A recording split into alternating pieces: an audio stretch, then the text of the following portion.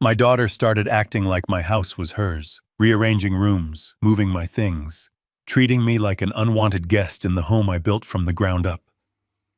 I watched and said nothing, until one day she looked at me and said, "Can you move your stuff out of my way?"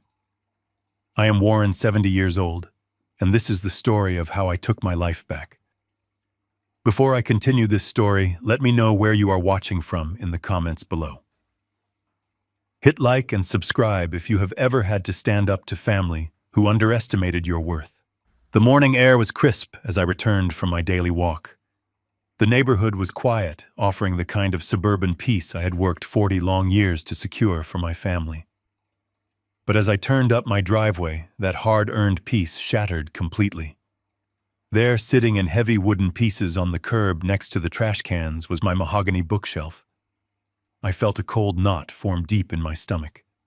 I built that bookshelf with my own hands 4 decades ago. I sanded every edge until it was smooth as glass and stained the wood perfectly to match the living room where my late wife, Catherine, loved to sit and read her novels. It was not just a piece of furniture to me. It was a physical monument to the beautiful life we built together. I hurried inside the house. The front door was propped wide open, letting in the autumn chill. 2 men in dark delivery uniforms were wrestling a massive, sterile white entertainment center into the exact spot where my bookshelf had stood for 40 years. My daughter, Brooke, stood proudly in the center of the room. She was pointing and directing the workmen with a coffee cup casually held in her hand. She did not even look at me when I walked into the room. I watched in absolute horror as she picked up one of Catherine's first edition novels from a cardboard box on the floor and tossed it carelessly into a plastic donation bin. I stepped forward and demanded to know what she was doing to my home. Brooke finally turned to me and sighed, heavily rolling her eyes. She crossed her arms and boldly stated that the old furniture was giving the house a depressing atmosphere. She told me she could not invite her friends over with the place looking like a dusty museum of dead memories. Before I could process the sharp sting of her cruel words, her husband Jared walked into the living room. He clapped a heavy hand on my shoulder patronizingly, telling me I needed to embrace modernity. He squeezed my shoulder just a bit too hard and told me they were breathing new life into the old place. I looked at the pristine white shelves that held none of my precious memories. I looked at my daughter, whose cold eyes held absolutely no respect for the man who raised her. I said nothing. I walked slowly to the kitchen, silently setting the baseline of what they foolishly thought I would accept. The disrespect did not end with the living room furniture. It quickly seeped into every single corner of my home. A few nights later, Brooke and Jared hosted a noisy wine tasting for their friends. The house echoed with loud laughter and the annoying clinking of expensive glasses. I had spent the entire afternoon working in the garden and simply wanted to brew a quiet cup of chamomile tea to soothe my tired bones. I walked down the hall toward the kitchen. As I approached the doorway, I heard Jared holding court. He was loudly joking to his friends about the crushing burdens of elder care. He complained bitterly about the massive sacrifices they were making to look after me in my old age. The sheer audacity of his words made my blood run completely cold. I own this sprawling 4-bedroom suburban estate completely debt-free. I paid the property taxes every year. I paid the utility bills every month. They had moved in under my roof because they claimed they were struggling. Yet he was playing the noble martyr to his oblivious friends. I stepped into the kitchen.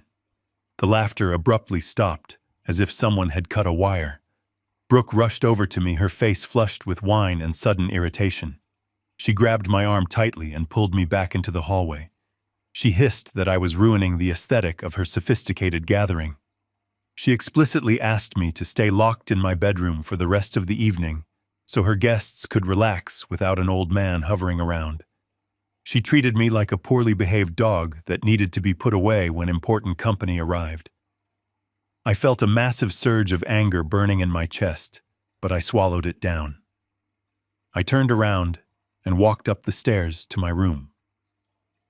I opened my bedroom door, seeking the last small sanctuary I had left in the world. I stopped dead in my tracks. Catherine's vintage vanity, the beautiful oak table where she used to brush her hair every morning, was gone from the corner of the room. In its place stood a massive, ugly garment rack overflowing with Brooke's designer coats and expensive dresses. Brooke had invaded my most private space to make room for her overflow wardrobe. My final sanctuary was breached. I walked over to the garment rack and touched the sleeve of a silk coat. The fabric felt icy cold against my skin. I sat heavily on the edge of my bed, listening to the arrogant laughter downstairs, realizing my own daughter was systematically erasing me from my own home. The physical erasure of my presence was only the visible symptom of a much deeper, more insidious rot.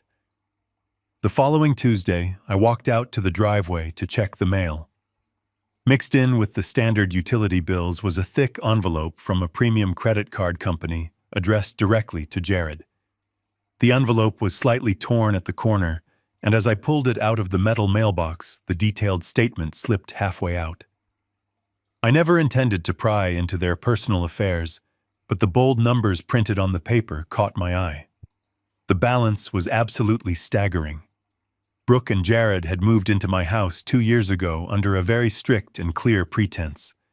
They told me they were drowning in high rent payments and desperately needed a place to stay so they could save for a down payment on their own home. I welcomed them with open arms, wanting nothing more than to help my daughter build a stable future for her family. But the credit card statement in my trembling hands told a completely different story. The bill revealed thousands of dollars spent on luxury ski vacations in Aspen reservations, at 5-star restaurants, and massive charges from high-end boutique watchmakers. They were not saving a single dime for a house. They were using my blind generosity to fund a lavish lifestyle of pure extravagance. I took the bill inside and brought it straight to the breakfast table. Brooke and Jared were happily eating eggs I had bought with groceries I had paid for. I laid the statement gently on the table and calmly asked them how this massive debt fit into their responsible plan for a down payment. Brooke slammed her silver fork down on the plate. She threw an immediate vicious tantrum. Her face turned bright red as she loudly accused me of violating their privacy and snooping through their mail. She screamed that I was being financially controlling and that I had absolutely no right to monitor how they lived their lives. I reminded her softly that they were living rent-free under my roof specifically to save money. Jared pushed his chair back violently and stood up, towering over my seated frame. He coldly informed me that this 4-bedroom house was far too large for one fragile old man to maintain anyway. He looked down his nose at me and heavily implied they were doing me a massive favor by occupying the empty space and keeping the property alive. He completely dismissed my immense financial support, as if it were his birthright to bleed me dry. The final fragile thread of my tolerance snapped permanently later that same week. I desperately needed to clear my head from the constant suffocating tension inside the house. I decided to spend the afternoon out in my detached garage. It was my personal workshop, the only place where I kept my specialized woodworking tools and found true peace in the familiar smell of fresh sawdust. I walked across the backyard grass with my brass keys in hand. I slid my key into the heavy padlock on the garage door, but the metal cylinder would not turn. I pulled the key out and looked closer at the mechanism. The entire lock assembly had been completely replaced with a shiny new model. I stood there totally confused until Brooke walked out the back door of the house casually carrying a rolled-up pink yoga mat under her arm. I asked her why my key was no longer working for my own garage. She breezed right past me without a single care in the world. She casually informed me that she had hired a local locksmith to change the locks, because she had converted the entire space into her private yoga studio. She claimed my dusty tools were an ugly safety hazard. She walked over to the side of the garage building and picked up a small cracked plastic storage bin from the dirt. She shoved it roughly into my chest. I looked down at the box. Inside the plastic bin, jumbled together like worthless garbage, were my antique hand planes, my precision chisels, and my delicate measuring tools. They had been sitting out in the damp yard for days. Bright orange rust was already blooming across the fine steel blades that I had meticulously maintained for decades. Brooke told me to find somewhere else to put my junk. She turned her back on me, unlocked the new door to her studio, and walked inside. I stood alone in the damp grass, holding the ruined tools of my life. I did not yell at her. I did not throw the plastic bin. I simply gripped the sharp plastic edges until my knuckles turned stark white. This was the exact moment everything in my mind shifted. I realized with absolute clarity that I was no longer dealing with a misguided daughter who had simply lost her way. I was dealing with a malicious parasite who wanted everything I owned. I took the bin and walked slowly back to the main house. I had officially reached the very end of my tolerance. The time for fatherly patience was dead and gone. The time for silent observation and a ruthlessly calculated retaliation had officially begun. The atmosphere in my home shifted entirely on a Tuesday morning. I woke up to the heavy sound of foreign footsteps marching across the hardwood floors of my foyer. I stepped out of my bedroom to find a small army of strangers in crisp black and white uniforms moving through my house. They were carrying massive silver platters, towers of crystal wine glasses, and huge floral arrangements that smelled overwhelmingly sweet. Brooke was standing in the center of the hallway, holding a thick clipboard like a battlefield commander. She did not even bother to say good morning. Instead, she loudly announced to the bustling room that she had hired a professional catering team. She was hosting an exclusive high-stakes dinner party that evening for the senior corporate partners at the firm where her husband worked. Jared was apparently angling for a massive promotion, and they had decided my home was the perfect stage to fake a lifestyle of immense wealth and sophistication. Brooke spoke to me as if I were simply a slow-moving obstacle. She told me to stay out of the kitchen and avoid the main living areas so the staff could work their magic. I watched in total silence as the caterers carelessly banged heavy equipment against the hallway walls, completely ignoring the expensive paint I had meticulously applied just the previous spring. My home was no longer a sanctuary. It had been fully commandeered, transformed into a superficial prop for their endless greed. By early afternoon, the sky outside turned a bruised, angry shade of purple. Heavy, dark clouds rolled over the neighborhood, signaling a severe autumn storm. I was sitting quietly by the front window, doing my absolute best to remain invisible. Brooke marched aggressively into the room. Her high heels clicked sharply like gunshots against the floorboards. She stopped right in front of my chair and placed her hands firmly on her hips. She looked me directly in the eye and demanded that I move my 10-year-old sedan out of my own driveway. I was genuinely confused at first. I politely asked if the catering vans needed the extra space to unload the evening supplies. Brooke scoffed and rolled her eyes. She coldly instructed me to drive my car at least 3 blocks away and leave it parked near the old public recreation center. She crossed her arms and explicitly stated that the sight of my reliable, practical vehicle would completely ruin the upscale aesthetic she was trying to project. She actually used the word embarrassing.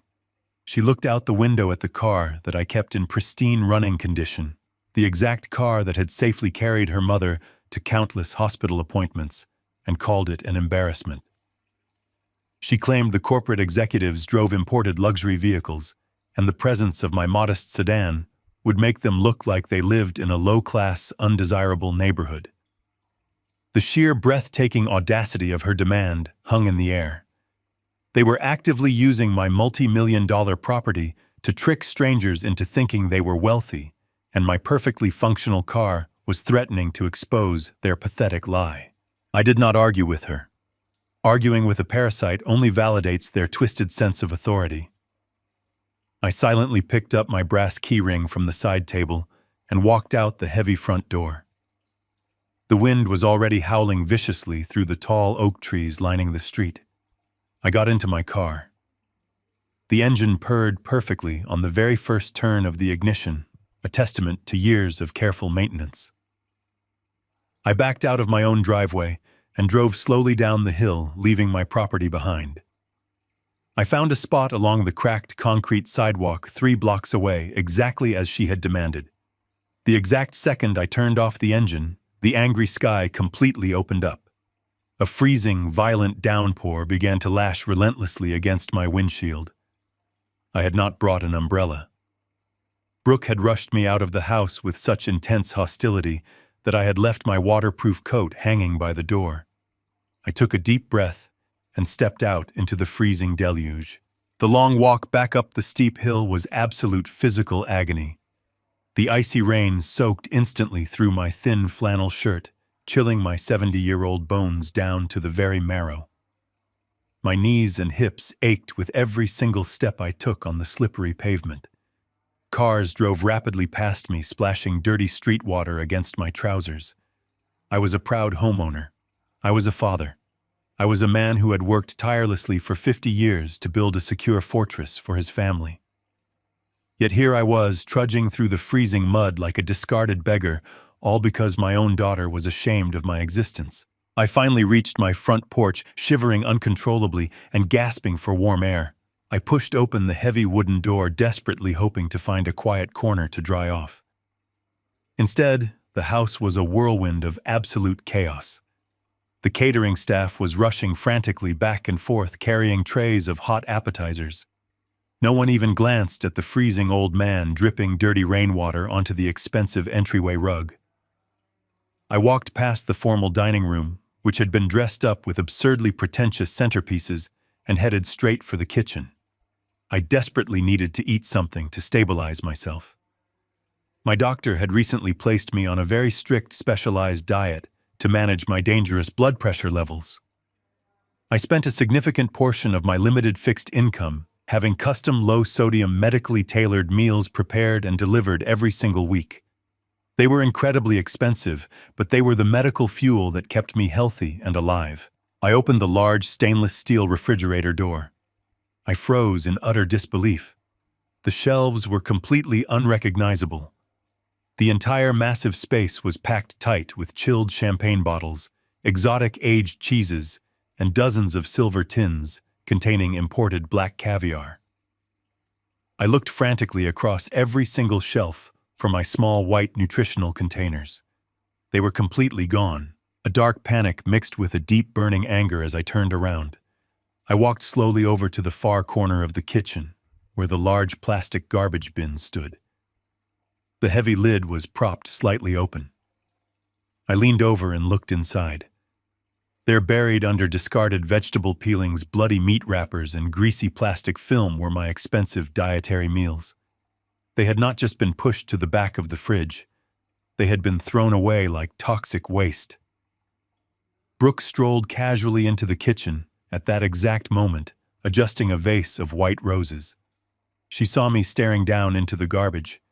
She did not look guilty. She did not even blink. She casually tossed her hair over her shoulder and mentioned that the caterers desperately needed the refrigerator space to properly chill the caviar and the high-end seafood. She coldly suggested that I just order a cheap, greasy pizza for the night or eat some dry crackers from the pantry. She threw away the specialized food that literally kept my heart beating. The food I bought with my own hard-earned money simply so she could chill fish eggs for a room full of arrogant strangers. I stood there soaking wet, violently shivering from the cold rain, staring at my ruined meals. The silent baseline of disrespect had just crossed a massive, unforgivable boundary. This was no longer just about stealing my money or invading my space. They were now actively jeopardizing my physical survival for the sake of their own vanity. I slowly closed the garbage bin. The time for passive observation was officially over. The necessary trap had to be built, and it had to be completely devastating. The rain had finally stopped beating against the glass windows, but a bitter, unshakable cold had permanently settled into my bones. I spent the late afternoon locked inside my bedroom, listening to the muffled chaos of the caterers rushing through the hallways of my home. When evening finally arrived, I decided I would not hide in the shadows like a frightened animal. I was a man of pride, and I had worked my entire life to build this sanctuary. I walked over to my dark wood closet and pulled out my very best suit. It was a classic navy wool, expertly tailored, the exact suit I had worn to celebrate my 40th wedding anniversary with my late wife. I took my time getting dressed. I carefully buttoned my crisp white shirt and tied my silk tie with steady hands. I brushed my silver hair back, looking at my reflection in the mirror. I knew perfectly well that I was not welcome at their lavish dinner table. I had absolutely no intention of joining their pretentious gathering. My only goal was to walk quietly downstairs, slip unnoticed into the kitchen, to find a simple glass of water, and perhaps a slice of dry toast, and then return to my room with my dignity fully intact. When I opened my bedroom door, the house was completely unrecognizable to me. Soft, elegant jazz music floated up the main staircase, completely masking the familiar, comforting silence I had known for decades. The overwhelming scent of roasting meats, expensive wine, and heavy floral perfumes filled the warm air. I could hear the loud, confident voices and the sharp laughter of Jared's corporate friends echoing from the formal dining room. The bright lights of the grand crystal chandelier cast long, elegant shadows against the freshly painted walls. I began my slow descent down the main wooden staircase. I moved carefully, gripping the polished oak banister to steady my aching knees, taking one step at a time. I reached the midway landing, planning to take the narrow back hallway that led directly to the kitchen, hoping to completely avoid the guests and the hired staff. That was when Brooke stepped out from the hallway shadows, deliberately blocking my path. She was wearing a stunning, floor-length, emerald green gown that she had undoubtedly purchased using the money she had siphoned from my savings accounts. Her hair was professionally styled into an intricate updo, and heavy diamond earrings sparkled in the low light. She wore a bright, artificial smile meant for her guests, but that smile vanished the exact second her eyes landed on me. She scanned my tailored navy suit with absolute undisguised disgust. It was as if my simple attempt to look dignified and presentable was a massive personal insult to her perfectly curated event. She did not say a single word of greeting. She did not ask how I was feeling after being forced out into the freezing rain. She simply thrust a battered, taped-up cardboard box directly into my chest. I instinctively raised my arms and gripped the rough cardboard to keep it from falling down the stairs. I looked down at the box resting heavily in my hands. Inside, carelessly jumbled together like items from a forgotten garage sale, were the most intimate and vital pieces of my daily existence. My bright orange prescription pill bottles, the essential heart medications that kept me alive, were loudly rattling against my delicate wire-rimmed reading glasses. Tucked roughly underneath the plastic bottles was a wrinkled pair of gray sweatpants, a faded cotton undershirt, and a pair of old wool socks. These were my private necessities tossed into a garbage box like useless, embarrassing clutter. I slowly raised my head and looked at my daughter, waiting for some kind of rational explanation for this absurd insult. She stepped closer to me, invading my personal space, purposefully lowering her voice so the wealthy corporate executives in the next room would not hear her cruel tone. She looked me dead in the eyes with a chilling, hollow emptiness that I had never seen before. She did not look at me like a father. She looked at me like a piece of broken furniture that needed to be hauled to the dump. She took a breath and uttered the words that would permanently destroy our relationship. She asked, "Can you move your stuff out of my way?" I stood completely paralyzed on the landing. Before my tired mind could even begin to process the absolute breathtaking cruelty of her question, she delivered the final crushing blow. She casually waved her manicured hand toward the upper floor of the house. She whispered sharply that they desperately needed my master bedroom to store the heavy winter coats of their important guests.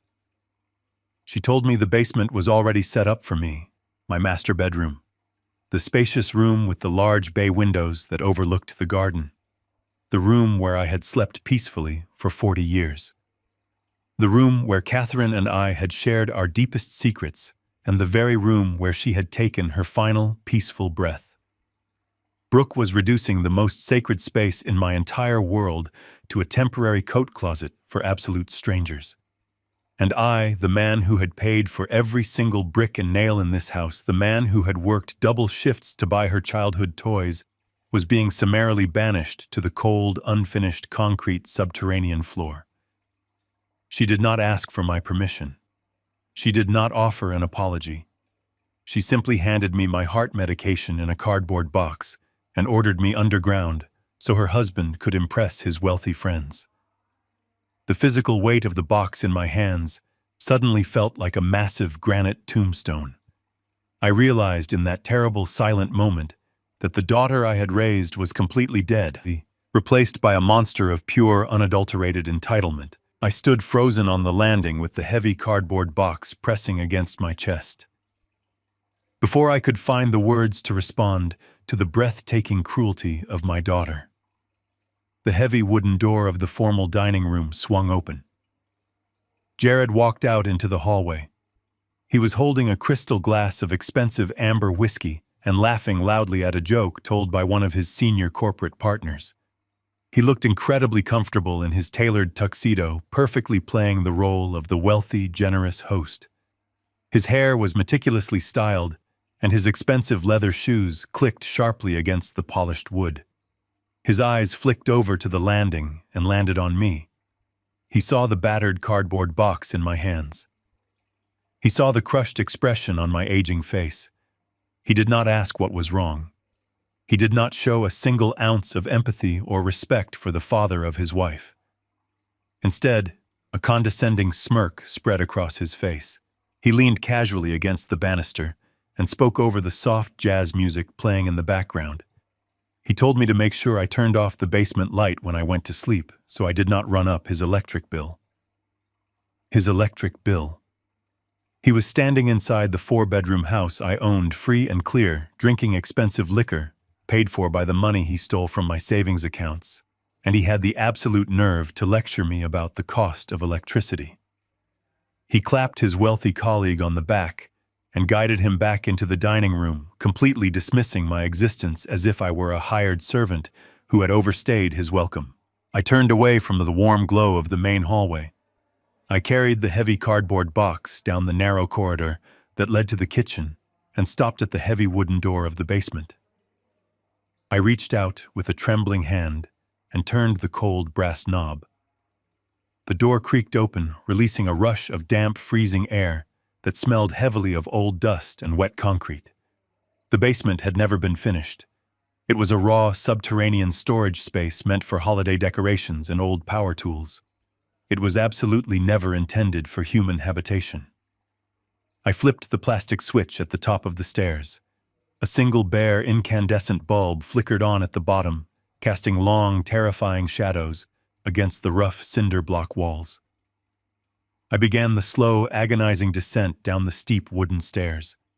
Every single step groaned loudly under my weight. My knees ached terribly with the effort of balancing my tired body and the heavy box of my essential medications. I watched my breath turn into faint white clouds in the freezing underground air. With every painful step I took away from the warmth of the main floor, the lingering illusions of family loyalty evaporated completely from my mind. When my leather shoes finally hit the cold concrete floor, I took a long moment to look at the living arrangements my own flesh and blood had deemed suitable for me. Tucked away in the farthest, darkest corner of the basement, right next to the massive vibrating metal tank of the industrial water heater, was a miserable plastic air mattress. It was not even fully inflated. It sagged pathetically in the middle, resting directly on the freezing cement floor. A single thin gray blanket was tossed carelessly across the top. There was no pillow for my head. There was no bedside table for my reading glasses. There was no lamp to read by. There was only the harsh glare of the bare ceiling bulb and the deafening constant hum of the water heater churning out hot water for the wealthy guests upstairs. The air down here was thick with humidity and the smell of mildew. I walked over to the pathetic excuse for a bed and gently placed my cardboard box on the cold concrete. I sat down on the edge of the plastic mattress. It sank immediately under my weight, forcing my aching hips down against the hard, unforgiving cement. The bitter cold seeped instantly through my tailored wool trousers, sending violent shivers up my spine. I sat completely alone in the dim light and looked up at the exposed wooden joists of the ceiling. Directly above my head, the elegant dinner party was in full swing. I could hear the sharp clinking of heavy crystal wine glasses. I could hear the scraping of expensive wooden chairs against my pristine hardwood floors. I could hear the booming, arrogant laughter of Jared echoing directly through the floorboards. They were celebrating their fabricated success, literally dancing on the ceiling above the man they had buried alive in the dark. As I listened to the muffled sounds of their absolute indulgence, a profound and permanent shift occurred deep within my soul. The suffocating sadness that had choked me for months suddenly vanished. The confusion and the deep emotional hurt dissolved completely into the freezing basement air. I was no longer a disappointed father trying to understand a difficult child. I was no longer a grieving widower making endless excuses for a daughter who had lost her way. The physical exile to this damp concrete floor severed the final emotional cord binding me to them. I sat in the darkness and realized exactly what they were. They were not my family. They were hostile intruders. They were dangerous parasites who had infiltrated my fortress, drained my hard-earned resources, and banished me to the dungeons of my own castle. They believed my silence was a symptom of weakness and senility. They thought I was a broken, helpless old man who would simply lay down in the dark and wait to die while they spent the life savings I had bled for. They were entirely wrong. The quiet older man they thought they could easily manipulate was gone. I reached down and picked up my plastic bottle of heart medication. I gripped it tightly in my hands until my knuckles turned white. The time for sorrow was officially over. The time for passive observation had ended. I sat in the freezing basement and began to calculate exactly how to dismantle their lives piece by piece. Sleep was an absolute impossibility. The plastic air mattress offered zero comfort against the freezing concrete floor. For hours I lay there in the damp dark, listening to the heavy footsteps and muffled voices of the wealthy guests upstairs slowly fading away. Eventually, the front door clicked shut for the final time. The house fell into a heavy, suffocating silence. Only the loud mechanical hum of the industrial water heater beside me remained. But my mind was wide awake. The shock of the evening had completely burned away my exhaustion. I sat up. My joints screamed in protest against the biting cold, but I ignored the pain. I needed to move. I needed to think. I stood up and pulled the thin gray blanket tightly around my shoulders. I began to pace the narrow length of the concrete floor beneath the single flickering light bulb. As I walked, my eyes adjusted to the dim shadows at the far edge of the basement. Pushed haphazardly against the damp cinder block wall was my old green metal filing cabinet. It was a heavy piece of office furniture I had owned for over 30 years. I used it to store my old tax returns, my property deeds, and the original blueprints of the house. Brooke had apparently shoved it down here when she decided my office upstairs would make a better walk-in closet. I walked over to the cabinet. The metal was icy to the touch. I pulled the top drawer open. The rusted metal tracks squealed loudly in the quiet basement. I simply wanted to look at my old documents to remind myself of who I was and what I had built. I ran my fingers over the familiar hanging folders. But as I reached the very back of the drawer, my hand brushed against something that did not belong. It was a thick, crisp manila folder. It was brand new and lacked the layer of fine basement dust that covered everything else. It was wedged awkwardly between 2 decades of my personal financial records. I pulled the heavy folder out and carried it directly under the harsh glare of the bare ceiling bulb. I flipped the cardboard cover open. Inside was a massive stack of official mail. Every single envelope was addressed entirely to me. Some of the postmarks were from months ago. Brooke had been systematically intercepting my personal mail and hiding it down here in the dark. Oh. My hands began to tremble as I pulled out the top document. It was printed on thick official paper bearing the embossed seal of the county probate court. I put on my wire-rimmed reading glasses and squinted at the dense legal text. The bold black letters at the top of the page made my blood run completely cold. It was a formal petition for adult conservatorship. I read the next line. It was a formal declaration of legal incompetence.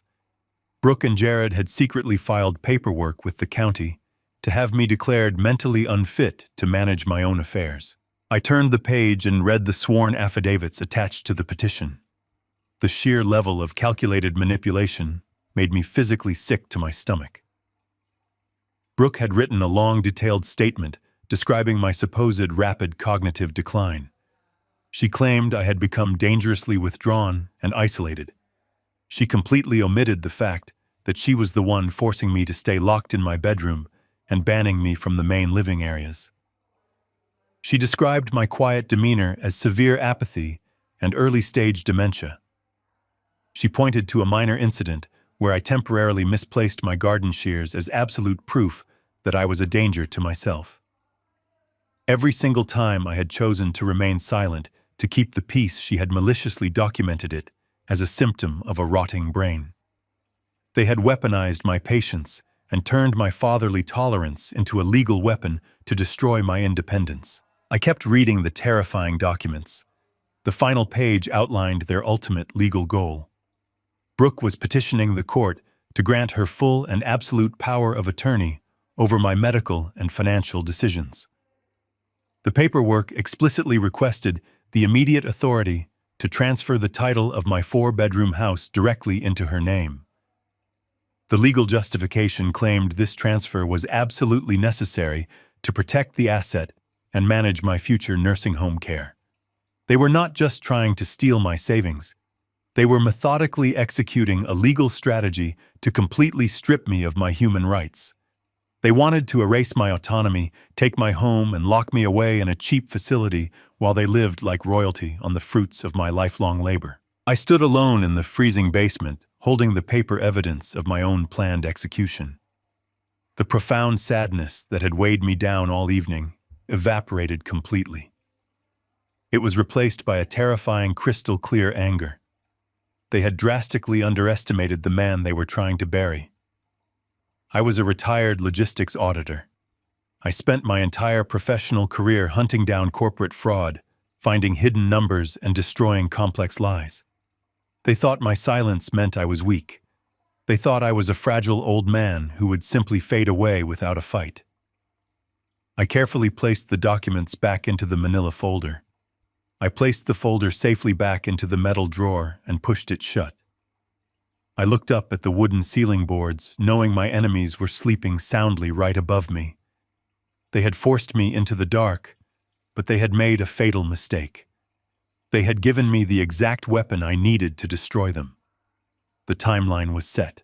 I had to act immediately before the court approved their fraudulent petition. I sat back down on the miserable plastic mattress and waited for the morning sun to rise. The war for my life had officially begun. The morning light did not reach the basement.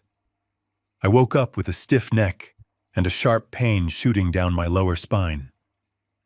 The massive industrial water heater had finally stopped its deafening roar, leaving a heavy ringing silence in the damp underground air. I slowly pushed myself off the miserable plastic air mattress. Every single joint in my 70-year-old body screamed in loud protest against the freezing concrete. I smoothed the deep wrinkles out of my navy trousers and buttoned my suit jacket with stiff fingers. I refused to walk upstairs, looking like a broken, defeated victim. I climbed the steep wooden steps, one by one, gripping the rough handrail to steady my aching legs. I turned the cold brass knob and pushed the door open to the main hallway. The smell hit me immediately. It was a sickening, heavy mixture of stale champagne, rich cigar smoke, and rotting seafood left out to spoil. The house I had built and maintained for decades was an absolute disaster zone. The elegant dinner party had clearly devolved into reckless vandalism. Expensive crystal wine glasses were left half empty on my antique side tables, leaving deep white water rings permanently scarred into the polished wood. Cloth napkins heavily stained with dark red wine were tossed carelessly onto the cream-colored living room rug. I walked slowly into the kitchen and found an even worse scene waiting for me.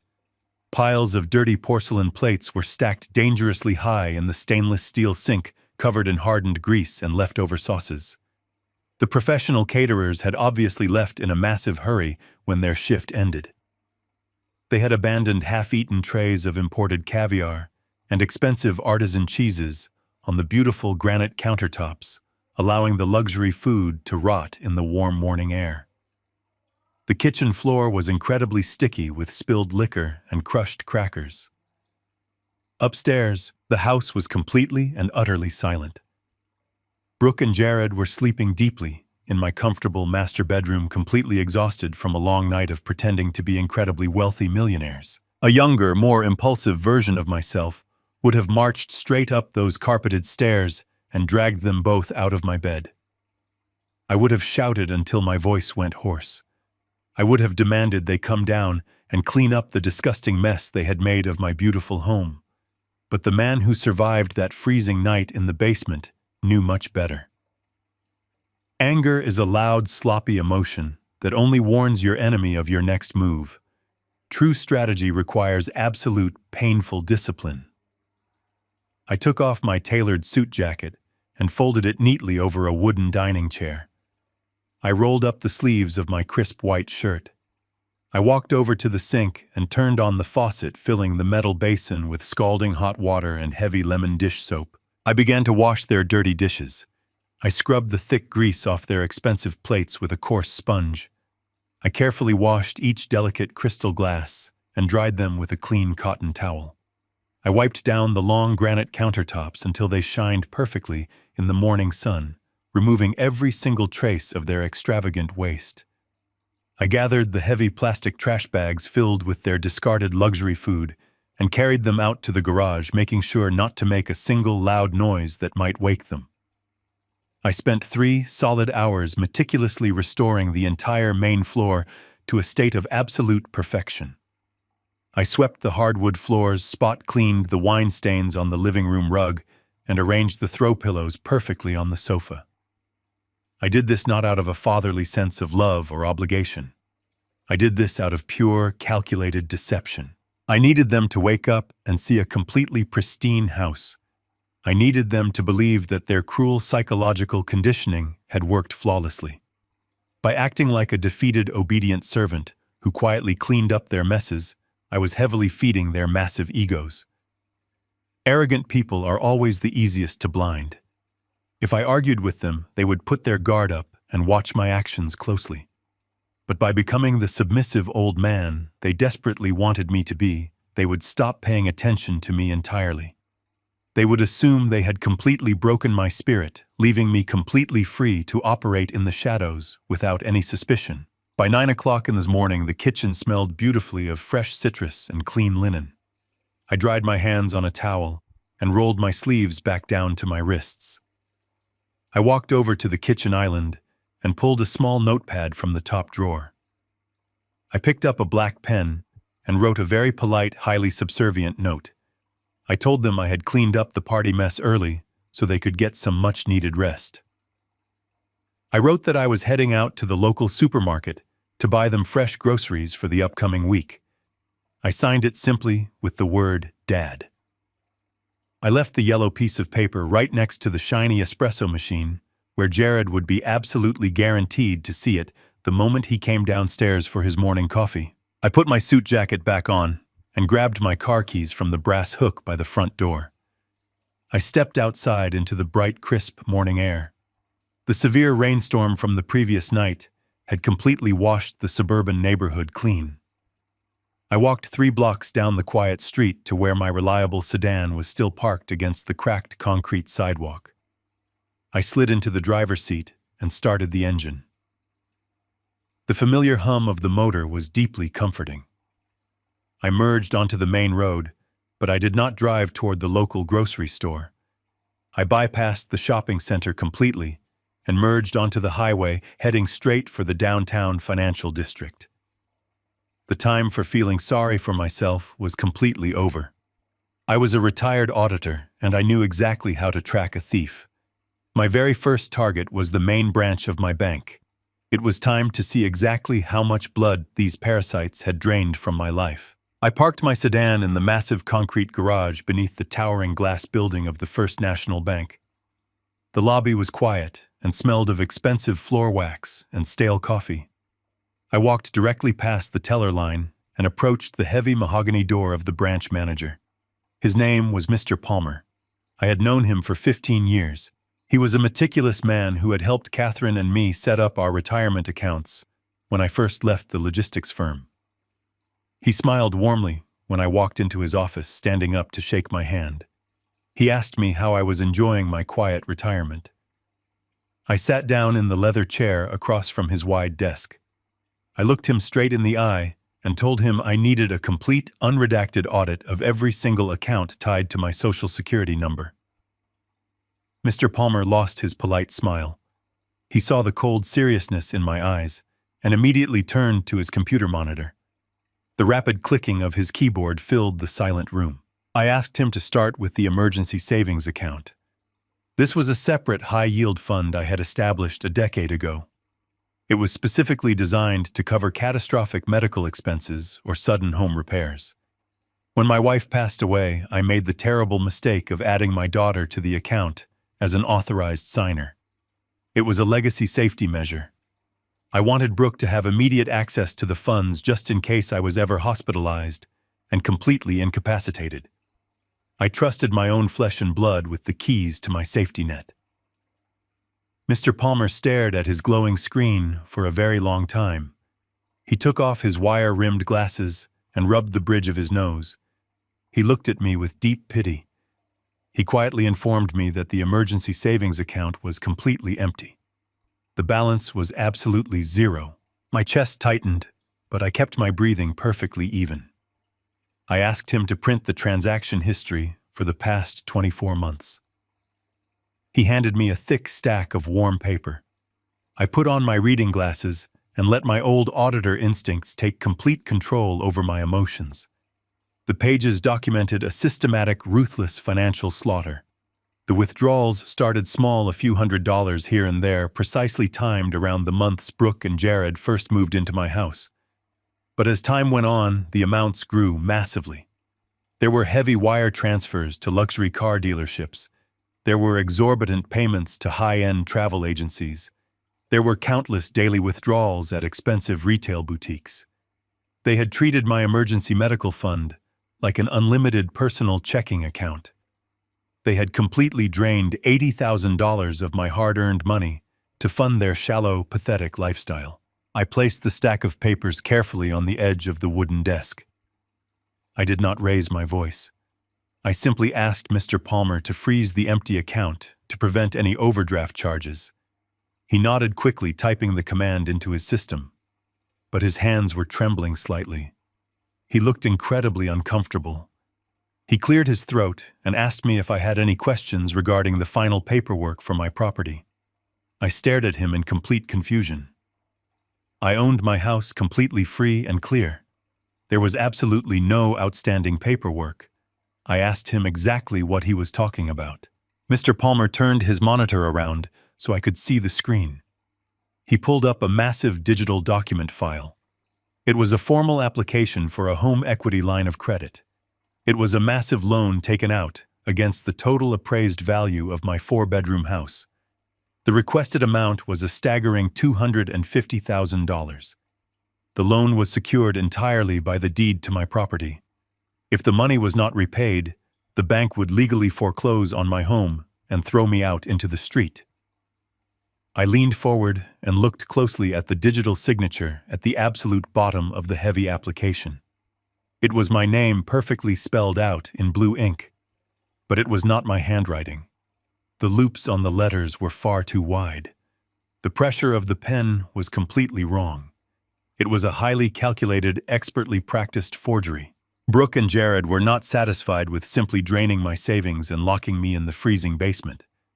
They were actively leveraging the entire value of my home to secure a massive cash payout for themselves. They were planning to take the $250,000, likely to fund their master suite renovations and their extravagant lifestyle, while leaving me entirely responsible for the crushing monthly debt payments. If they succeeded with the conservatorship petition I had found in the basement, they would have total legal control over the stolen money and the house, leaving me completely destitute and trapped in a cheap care facility. I felt a cold sweat break out on the back of my neck. I asked Mr. Palmer what the exact status of the loan application was. He checked the internal banking system notes. He told me the underwriters had already approved the credit check. The property appraisal had been completed using a drive-by valuation. The application had officially cleared the final review process just yesterday. I asked him the most important question of my entire life. I asked him when the massive funds were scheduled to be released to the joint checking account. Mr. Palmer typed another command. He looked up at me with grave concern. He stated that the disbursement of $250,000 was scheduled to occur in exactly 14 days. 14 days. 2 short weeks. That was the exact amount of time I had left before the bank handed my enemies the financial power to completely destroy my life. If that money cleared the system and landed in their greedy hands, recovering it would take years of agonizing civil litigation. I would lose my home. I would lose my dignity. I would lose absolutely everything I had spent 50 years building. The timeline was no longer an abstract concept. It was a ticking bomb placed directly under my chair. I looked at the forged signature on the glowing screen. I thanked Mr. Palmer for his time and asked for a physical copy of the forged loan application. I folded the heavy papers and placed them securely inside my suit jacket right next to my pounding heart. I walked out of the bank and into the bright morning sun. The shock was completely gone. I had exactly 14 days to dismantle their entire world. I needed an architect of destruction. I needed the most ruthless lawyer in the city. I did not drive back to the quiet suburbs. I merged onto the busy interstate and navigated my sedan deeper into the heart of the city, heading straight for the towering glass skyscrapers that housed the most dangerous predators in the corporate world. When an older man is betrayed by his family, society expects him to hire a gentle, soft-spoken family law attorney. They expect comfortable mediation sessions filled with boxes of tissues, tearful apologies, and desperate attempts at reconciliation. I had absolutely zero interest in mediation.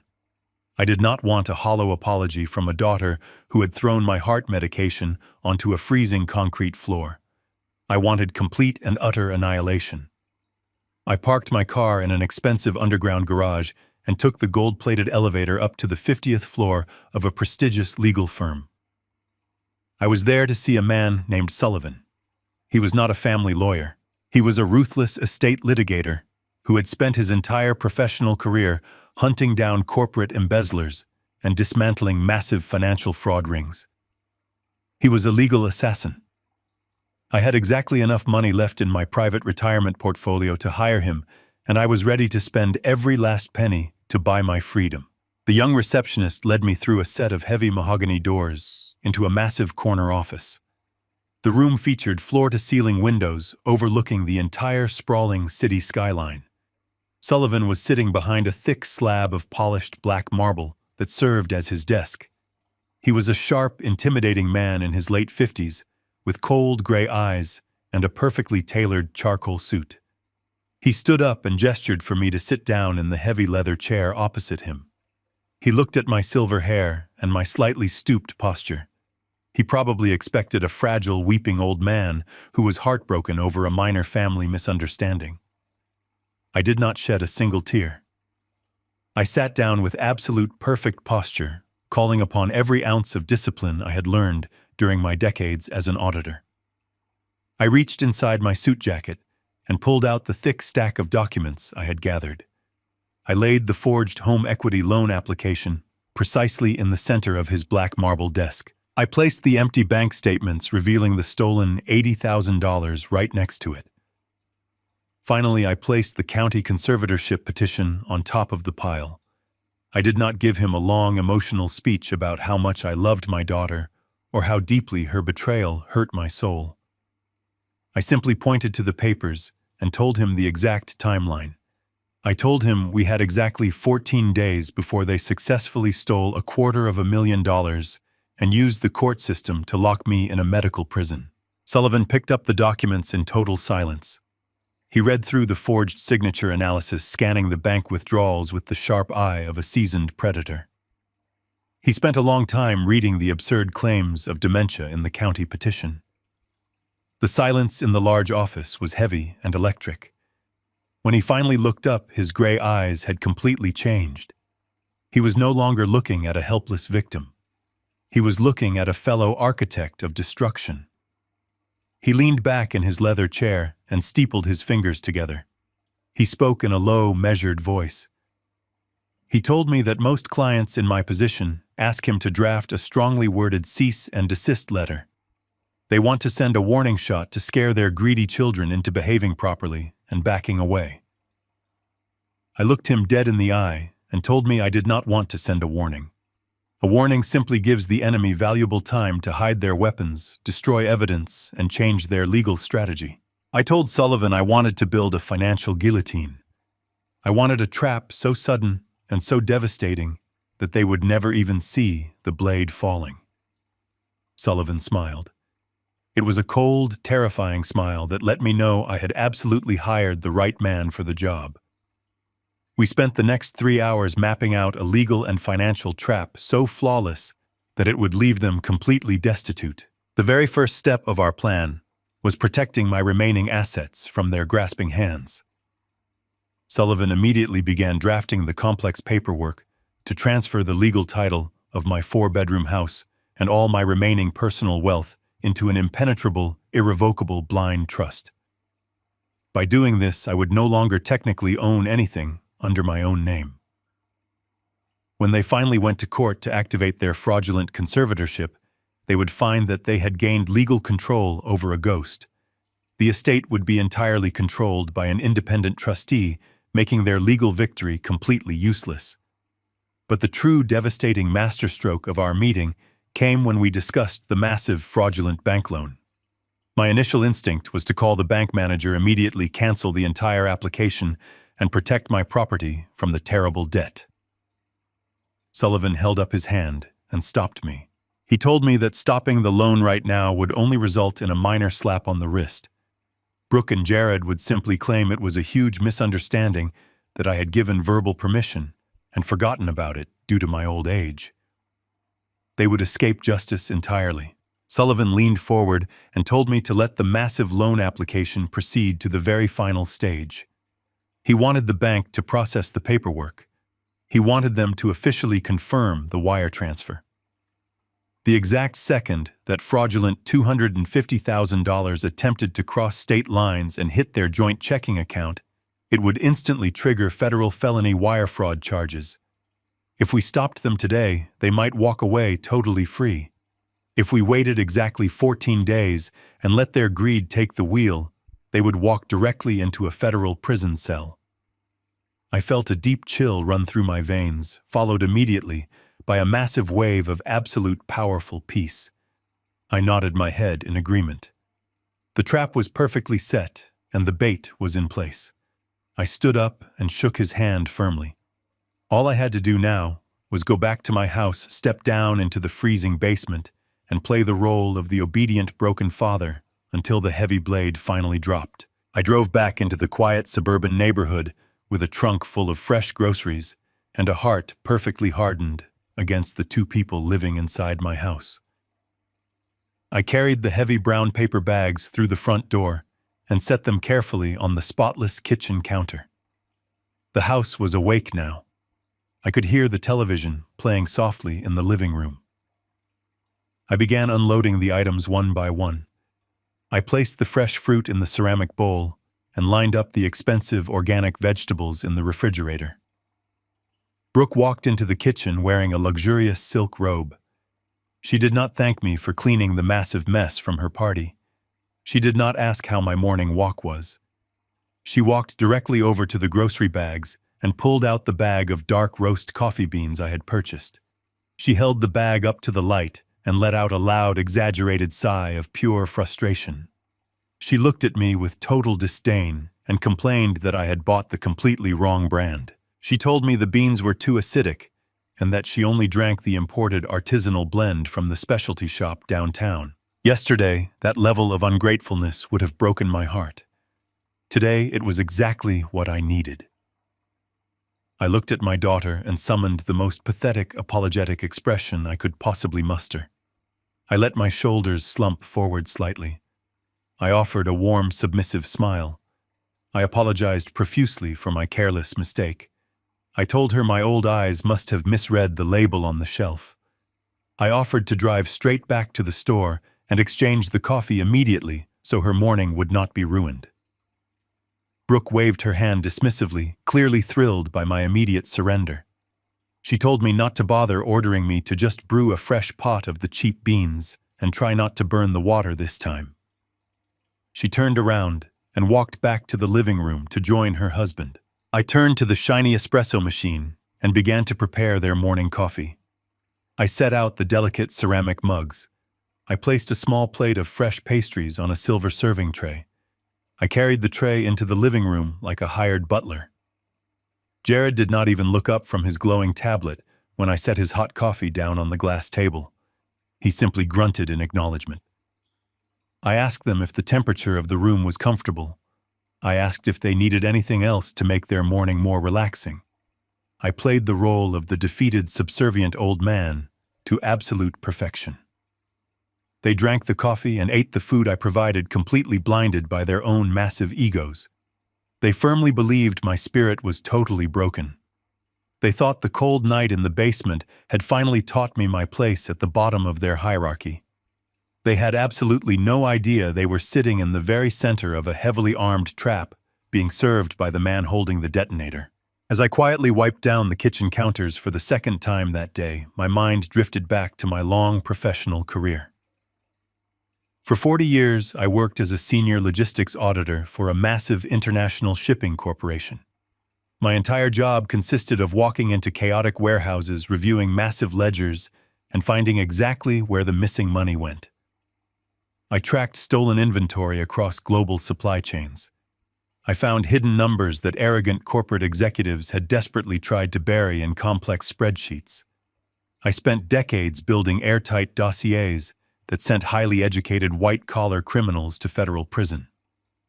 Tracking a forged bank loan and a stolen $80,000 from a local checking account was absolute child's play compared to the massive corporate frauds I had dismantled in my prime. Brooke and Jared thought I was just a tired old woodworker who planted tomatoes in the backyard. They had completely forgotten the ruthless professional skills that had paid for the very roof over their heads. I maintained the sickening facade of the smiling, obedient servant for the entire day. I cooked their dinner. I washed their plates. I agreed with every single insulting comment they made. When the sun finally set and they retired to my master bedroom, I walked back down the steep wooden stairs into the freezing basement. The exact second my feet hit the cold concrete floor. The pathetic smile vanished entirely from my face. I was no longer the subservient father. I was the auditor, and it was time to work. I turned on the single flickering light bulb and sat down on the miserable plastic air mattress. I pulled the heavy manila folders from the metal filing cabinet. I laid the bank statements, the forged loan application, and the fraudulent county conservatorship petition out on the cold floor. I spent the long freezing hours of the night building a flawless binder of evidence for Sullivan. I used a red pen to circle the exact dates of the illegal bank transfers, cross-referencing them with the dates Brooke claimed I was losing my mind. I built a perfect timeline proving their premeditated financial crimes. I attached the physical copies of the forged signatures next to copies of my actual handwriting from old tax returns. I did not leave a single stone unturned. I anticipated every single lie they might tell the authorities, and I systematically dismantled those lies with hard, undeniable paper evidence. The cold basement air did not bother me anymore. The humming water heater faded into the background. I was absolutely focused on the pure mathematical destruction of my enemies. They thought they had buried me in the dark. They did not realize that the dark was exactly where I did my very best work. I closed the thick evidence binder just as the sun began to rise. Everything was perfectly prepared. The trap was fully loaded. All I had to do was wait for them to make their final fatal miscalculation. The days following my meeting with Sullivan blurred together into a sickening routine of domestic servitude. I woke up before the sun every single morning to prepare their breakfast. I ironed the expensive dress shirts belonging to Jared and folded the designer gym clothes belonging to Brooke. I polished the hardwood floors until they shined like glass, and I tended to the flower garden they never bothered to look at. My absolute compliance acted like a powerful, intoxicating drug on their massive egos. They became completely consumed by their own perceived authority. They stopped lowering their voices when they talked about my house. They stopped hiding the expensive bags from their daily luxury shopping trips. They genuinely believed that the freezing night in the dark basement had permanently broken the spirit of the old logistics auditor. They completely mistook my calculated silence for a cowardly, pathetic surrender. Exactly 1 week before the massive bank loan was scheduled to clear, Brooke walked into the kitchen carrying a heavy roll of thick white paper. I was standing at the stainless steel sink, meticulously peeling potatoes for their evening meal. The kitchen smelled of fresh herbs and roasting meat. She dropped the heavy paper roll onto the smooth granite island. It made a loud, authoritative smack that echoed through the room. She unrolled the large pages and pinned the curling corners down with heavy crystal salt shakers. I dried my hands on a clean kitchen towel and walked slowly over to see what she was looking at. Spread out across my counter were highly detailed architectural blueprints of my entire second floor. Brooke did not even bother to look up at me. She dragged her manicured finger across the bold blue ink lines representing the walls of my home. She announced in a bright, excited voice that she and Jared had finally hired a high-end residential contracting firm. They were going to start massive renovations to bring the outdated house into the modern century. She pointed her finger directly to the thick line separating my beautiful master bedroom from the adjacent guest room. She casually informed me that the contractors were going to take heavy sledgehammers to that specific wall and knock it down completely. They were going to combine the 2 large rooms into one massive luxury master suite, complete with an enormous walk-in closet and a custom marble soaking tub. She was actively planning to violently destroy the physical structure of the quiet sanctuary I had shared with my late wife for decades. I kept my face entirely blank. I let my shoulders drop forward perfectly, playing the part of the confused, helpless father. I politely asked her where I would sleep once the loud construction started upstairs and the dust covered my old room. I asked if I should temporarily move my small bed into the small office down the hall. Brooke finally looked up from the architectural plans. She stared at me as if I had just asked the most incredibly stupid question in the entire world. She let out a sharp, condescending laugh that cut right through the warm kitchen air. She crossed her arms tightly across her chest and explicitly told me that the basement was my new permanent residence. She stated that the upstairs office was going to be converted into a private home gym so Jared could work out in the mornings. She looked me dead in the eye and said that a frail old man did not need natural sunlight or a comfortable bed anyway. She ordered me to stop complaining about my situation and be eternally grateful they were letting me stay in the house at all. The sheer breathtaking audacity of her statement hung heavy in the room. She was standing inside the very house I owned entirely debt-free, holding expensive blueprints paid for by the money she had stolen from my emergency savings account. She was gleefully planning to rip down the solid walls I had built and maintained with my own hard-working hands. And she was permanently banishing me to a freezing concrete floor next to a loud, rumbling water heater for the rest of my natural life. I looked down at the blue lines on the paper, letting my eyes trace the destructive plans. I swallowed my pride and asked her in a quiet, highly submissive voice when the heavy demolition was scheduled to begin. Brooke smiled a wide, greedy smile that showed all of her teeth. She proudly announced that the general contractor and his entire heavy demolition crew were scheduled to arrive at 8 o'clock in the morning on the second Tuesday of the month. She said it was going to be a massive celebration of their new elevated lifestyle. I felt a sudden, powerful electric shock run completely through my veins. My heart began to pound heavily against my ribs, but I absolutely refused to let a single emotion show on my aging face. The second Tuesday of the month. I quickly did the complex math in my head. That was the exact same day the fraudulent $250,000 home equity loan was scheduled to clear the final banking underwriting process. That was the exact day the stolen funds would automatically deposit directly into their joint checking account, instantly triggering the severe federal wire fraud charges Sullivan and I had carefully prepared for. They had unknowingly aligned their moment of ultimate arrogant triumph with the exact moment of their absolute devastating destruction. They were going to start swinging sledgehammers into my walls on the very day the heavy metal blade of the financial guillotine was scheduled to fall on their necks.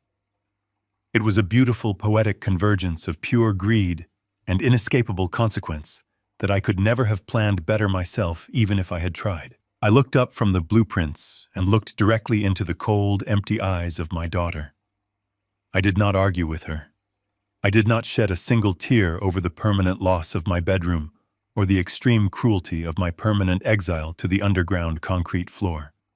I simply offered her a warm, compliant, utterly defeated smile. I nodded my head obediently and told her that a luxury master suite sounded like a truly wonderful idea for a young, successful couple. I told her I would gladly stay out of their way down in the dark basement so they could freely build the beautiful life they truly deserved. Brooke beamed with absolute triumph, completely satisfied with her total and permanent domination over my life. She rolled the thick blueprints back up, tucked them proudly under her arm, and walked happily into the living room to share the fantastic news with her husband. I turned back to the stainless steel kitchen sink and picked up my small paring knife to resume peeling the potatoes. My hands were perfectly steady. My breathing was slow and calm. The final fatal miscalculation had officially been made. The stage for the grand climax was completely and perfectly set. They were happily planning a morning of arrogant demolition, completely unaware that I had spent the last 2 weeks building a perfectly inescapable federal prison around them. I looked out the clear kitchen window into the bright afternoon sun. I only had 7 short days left in the dark. The second Tuesday of the month arrived with a bright and completely cloudless sky. It was exactly 8 o'clock in the morning when the heavy diesel engine of a massive construction truck shattered the quiet peace of our suburban street. I stood near the kitchen window and watched as a crew of burly men in bright yellow reflective vests piled out of the vehicle. They began unloading heavy sledgehammers, canvas drop cloths, and large industrial crowbars onto my pristine green lawn. The sheer volume of the noise they made was incredible. They were laughing loudly and tossing metal tools into the back of a rusted wheelbarrow. Inside the house, the atmosphere was absolutely electric with anticipation. For Brooke and Jared, this was the glorious morning their massive luxury renovation was finally beginning. For me, it was the exact morning the heavy steel blade of the financial guillotine was scheduled to drop directly onto their arrogant necks. I remained perfectly calm. I watched the construction foreman march up my concrete driveway, holding a thick clipboard filled with the expensive work orders my daughter had authorized using the money she planned to steal from my name. I walked slowly from the kitchen to the base of the main staircase to observe the enemy camp. I looked up and saw Brooke standing in the middle of the second-floor landing. She was entirely absorbed in her own vanity. She was wearing perfectly clean designer athletic clothes that looked like they had never seen a single drop of sweat. She was holding her expensive smartphone high in the air, actively taking dozens of selfies with the wall of my master bedroom in the background.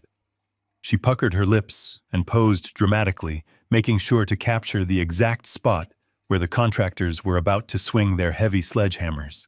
I could hear her recording short video clips for her social media accounts. She happily announced to her internet followers that she was finally upgrading her living space and getting rid of the depressing old energy in the house. She was actively celebrating the violent destruction of the room, where my late wife Catherine and I had built our entire life together. She treated the demolition of my personal sanctuary as nothing more than a fun weekend project for her online audience. She did not even glance down at the stairs to see if I was watching her. She was completely blind to everything except her own glowing reflection on the digital screen. The sharp, bitter smell of dark espresso beans pulled my attention back to the first floor. I turned around and walked back toward the kitchen where Jared was holding court. He was leaning casually against my granite countertops, holding a tiny white ceramic cup in one hand and his smartphone in the other. He was speaking incredibly loudly on a business call, bragging to one of his junior corporate colleagues about the massive renovations.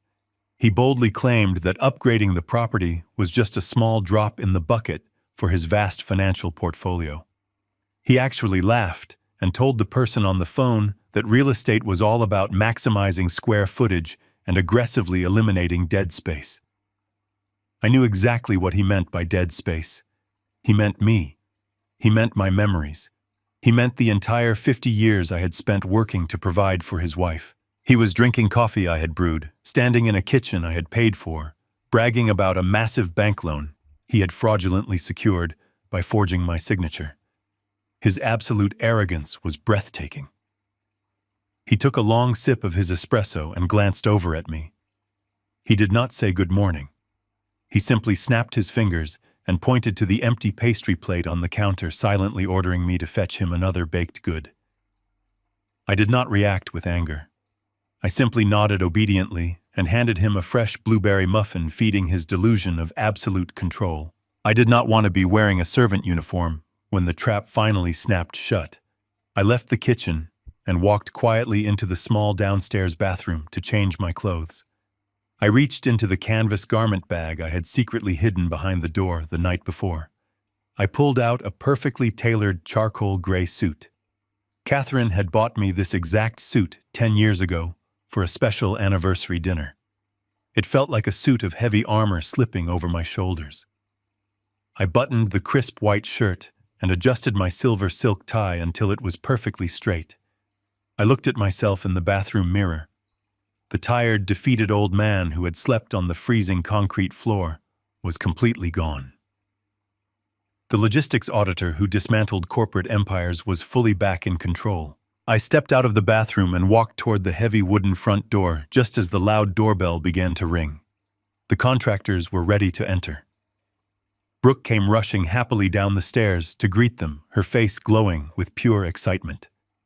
She stopped for a brief second when she saw me standing by the door wearing my best formal suit. She looked slightly confused, but her massive ego quickly brushed it off as the eccentric behavior of an old man. She casually asked me where I thought I was going, dressed like that on a Tuesday morning.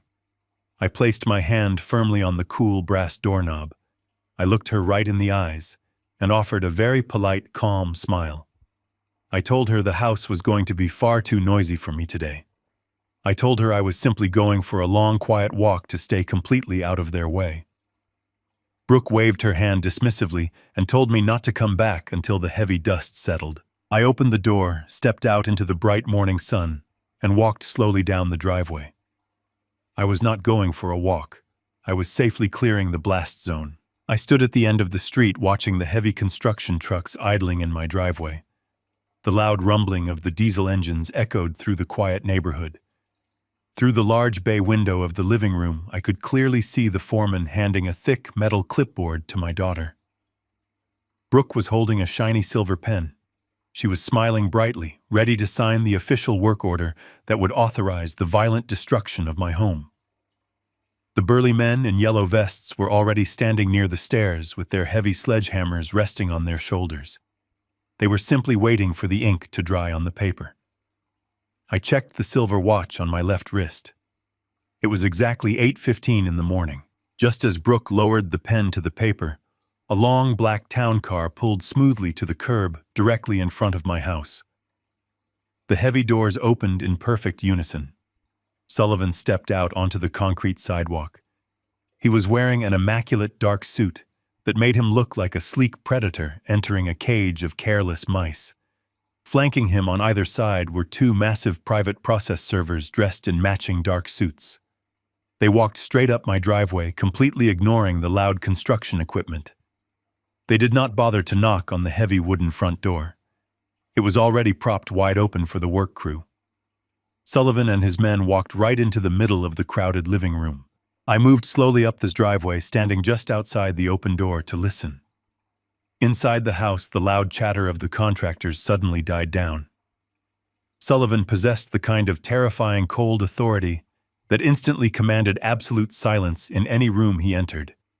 He walked directly up to the foreman and held up his hand.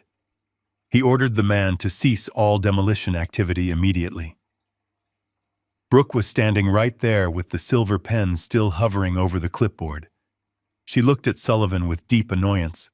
She rudely demanded to know who he was and why he was interrupting her scheduled renovation.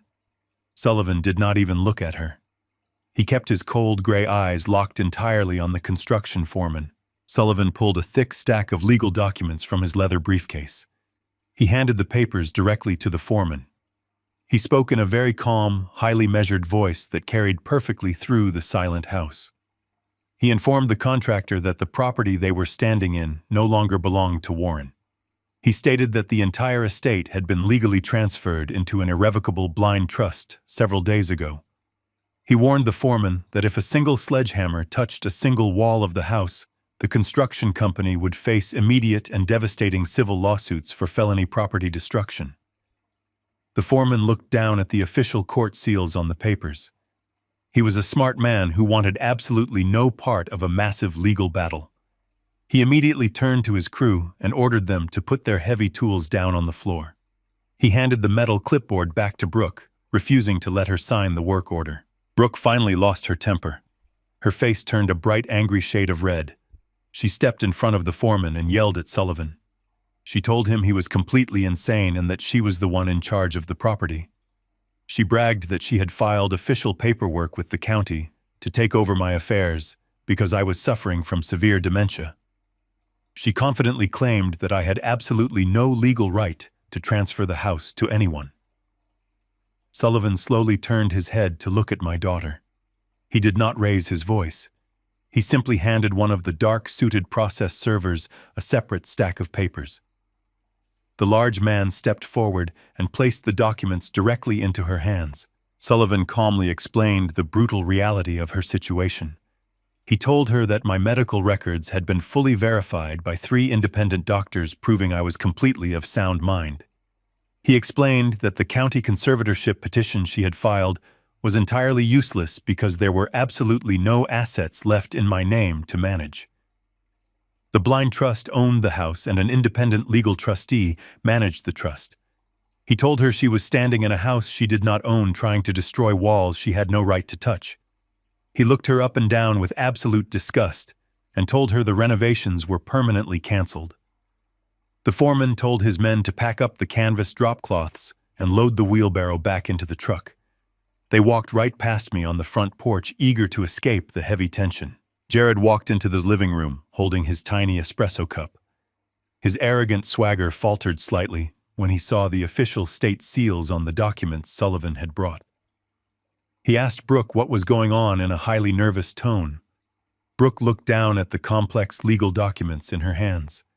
She read the bold black print and saw the undeniable stamps from the state. But her massive ego simply refused to accept defeat. She looked up at Sullivan and let out a loud, arrogant laugh. She truly believed this was just a pathetic, desperate bluff organized by a helpless old man. She threw the legal papers carelessly onto the granite kitchen counter. She crossed her arms and smugly told Sullivan that he was wasting his time. She proudly announced that they had total financial control over the situation, regardless of who owned the building. She looked at Jared and smiled, telling him there was absolutely nothing to worry about. She told Sullivan that the bank was releasing a massive $250,000 loan to them that very morning. She arrogantly claimed that with that kind of money, they could hire their own high-powered lawyers to crush this pathetic little trust fund stunt and reinstate the renovations. She reached into the pocket of her expensive athletic pants and pulled out her smartphone. She confidently dialed the direct number to the main branch of the bank. She wanted to put the loan officer on speakerphone to prove to everyone in the room that she was the absolute master of the house and that the massive funds had finally cleared. I stood quietly on the front porch and listened as the phone began to ring. The first domino had been pushed over.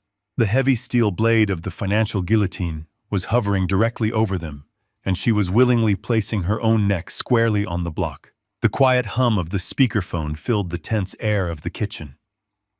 Brooke stood tall and defiant by the granite island. She had placed her expensive smartphone right in the center of the counter for everyone to hear. Sullivan stood completely still, with his hands folded neatly in front of his tailored suit. Jared shifted his weight from one foot to the other, holding his empty ceramic espresso cup. I remained outside on the front porch, listening carefully through the open doorway.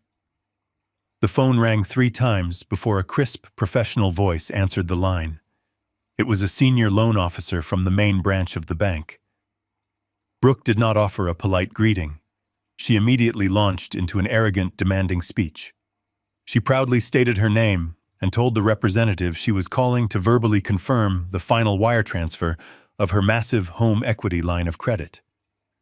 She spoke slowly and loudly, treating the bank employee like a slow child who needed simple instructions. She demanded to know the exact hour the $250,000 would be completely available in her joint checking account so she could pay her construction crew. The bank representative did not apologize for the delay. The voice on the other end of the speakerphone dropped an octave, turning incredibly cold and entirely clinical. The officer informed Brooke that the requested loan had not been processed. Brooke rolled her eyes and let out a loud, exasperated sigh. She angrily asked if there was a minor clerical error with the routing numbers. The bank representative stated firmly that there were absolutely no clerical errors. The representative explained that the entire massive loan application had been permanently frozen by the Bank Fraud Prevention Department early that morning. The word fraud hung in the warm kitchen air like a thick, heavy fog. Brooke lost her arrogant smile. She leaned closer to the phone and demanded an immediate explanation. She claimed there was a massive misunderstanding and threatened to move all her business to a different bank if the money was not released that very second. The representative remained completely unbothered by her empty threats. The voice through the speakerphone clearly outlined the brutal reality of the situation. The bank officer stated that the loan application was flagged for severe and deliberate forgery. The final signature on the heavy paperwork did not match the official records on file. Because the massive loan request involved federal banking institutions and crossed state lines, the attempted transaction was automatically classified as severe felony wire fraud. Brooke opened her mouth to argue, but the bank representative was not finished delivering the devastating news. The officer informed her that the massive property she was trying to borrow money against no longer belonged to the name on the fraudulent application. The bank system showed that the entire estate had been legally and permanently transferred into an irrevocable blind trust exactly 3 days ago. The bank representative explained that an independent legal trustee had proactively contacted the bank security department and locked down every single asset connected to my name. Brooke stood completely frozen. Her manicured hands began to tremble violently. The color drained entirely from her face, leaving her looking pale and suddenly very small. But the financial guillotine had not finished its deadly work. The bank representative continued reading from the heavily documented file. The officer stated that a complete forensic audit had been conducted on the joint emergency savings account the previous week. The internal audit clearly showed a long, systematic pattern of unauthorized withdrawals totaling exactly $80,000. The representative informed Brooke that the missing money had been officially reported as stolen funds. The bank had already frozen her joint checking account and forwarded the entire financial dossier directly to the Federal Financial Crimes Division for immediate criminal prosecution. The bank representative calmly advised Brooke to retain a criminal defense attorney before terminating the call. The line went completely dead. A heavy, suffocating silence fell over the beautiful kitchen. Brooke stared blindly at her expensive phone. Her brain simply could not process the absolute destruction of her entire reality. She had gone from a wealthy property owner planning a massive luxury renovation to a federal criminal suspect with completely frozen bank accounts in a matter of 5 short minutes. She looked up at Sullivan, hoping he would tell her this was all a terrible, elaborate joke. Sullivan simply looked back at her, with eyes as cold as jagged ice. He did not say a single word. He did not have to. The bank had just executed his flawless plan to absolute perfection. The heavy ceramic espresso cup slipped from the hands of Jared and shattered violently into dozens of sharp pieces against the hardwood floor. The loud crash broke the spell in the room. Jared stumbled backward away from the kitchen counter as if the granite island had suddenly caught fire. His entire successful corporate persona instantly evaporated into thin air. He was a senior executive at a massive financial firm. His entire career, his six-figure salary, and his professional reputation were built entirely on his pristine background checks and his flawless credit standing. He knew better than anyone else in that room exactly what severe federal wire fraud charges meant. He knew the bank was not making idle threats. A felony indictment for stealing $80,000 from an elderly man and attempting to forge a $250,000 property loan meant immediate corporate termination. It meant he would lose his licenses. It meant he would face years in a federal penitentiary. Jared began to hyperventilate. He grabbed his own hair, pulling at the perfectly styled roots. He turned his wide, terrified eyes toward his wife. He did not offer her comfort or support. The united, arrogant front they had maintained for months crumbled instantly under the crushing weight of real legal consequences. He pointed a shaking finger directly at Brooke. He began to scream that this was entirely her fault. He yelled that she was the one who told him the old man was completely senile. He screamed that she had guaranteed the massive bank loan was perfectly safe and that I would never even notice the missing money.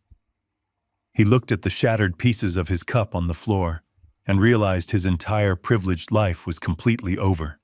He realized the quiet old man they had banished to the freezing basement had mathematically and systematically destroyed their entire future without ever raising a single finger in anger. The heavy steel blade had finally fallen, and their arrogant empire was completely severed at the neck. I walked slowly through the front door and stepped over the heavy wooden threshold.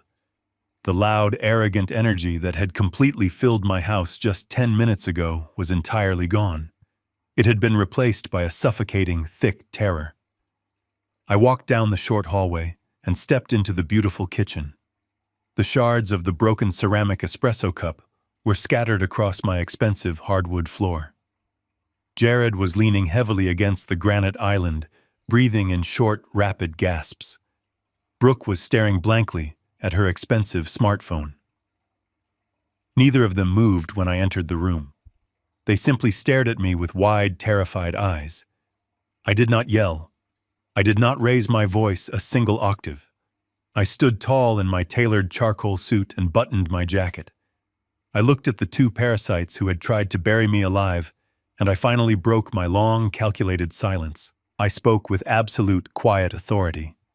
I told them that the era of their pathetic delusions was officially over. I listed the exact numbers with the cold precision of a senior logistics auditor. I told Brooke that I knew she had systematically drained exactly $80,000 from my emergency medical fund over the course of 24 months. I told her I had copies of every single unauthorized wire transfer she made to fund her luxury vacations and her designer wardrobe. I listed the massive payments she had sent to the expensive ski resorts in Aspen. I listed the exact amounts she had spent at the high-end jewelry boutiques downtown. I watched the blood drain completely from her face as I recited the exact dates of her worst financial offenses. I turned my attention directly to Jared. I told him I knew absolutely everything about the massive fraudulent home equity line of credit. I stated the exact date and the exact hour they had electronically forged my signature on the heavy bank documents. I told him I had already surrendered the physical copies of the forged applications to the Federal Financial Crimes Division. I explained that the bank had frozen the transaction completely and handed the evidence over to the federal authorities.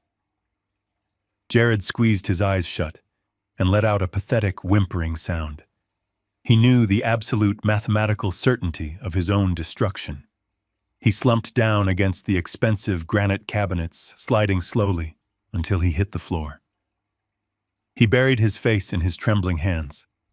He was no longer the arrogant corporate executive bragging about his massive wealth.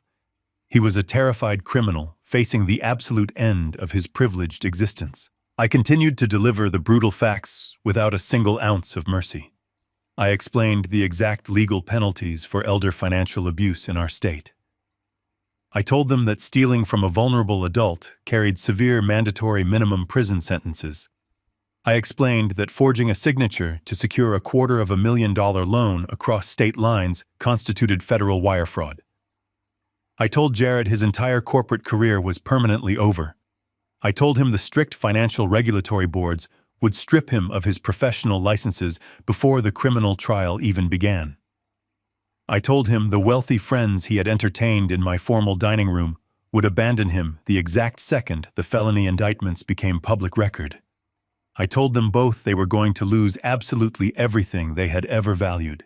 The crushing weight of reality finally shattered the massive ego of my daughter.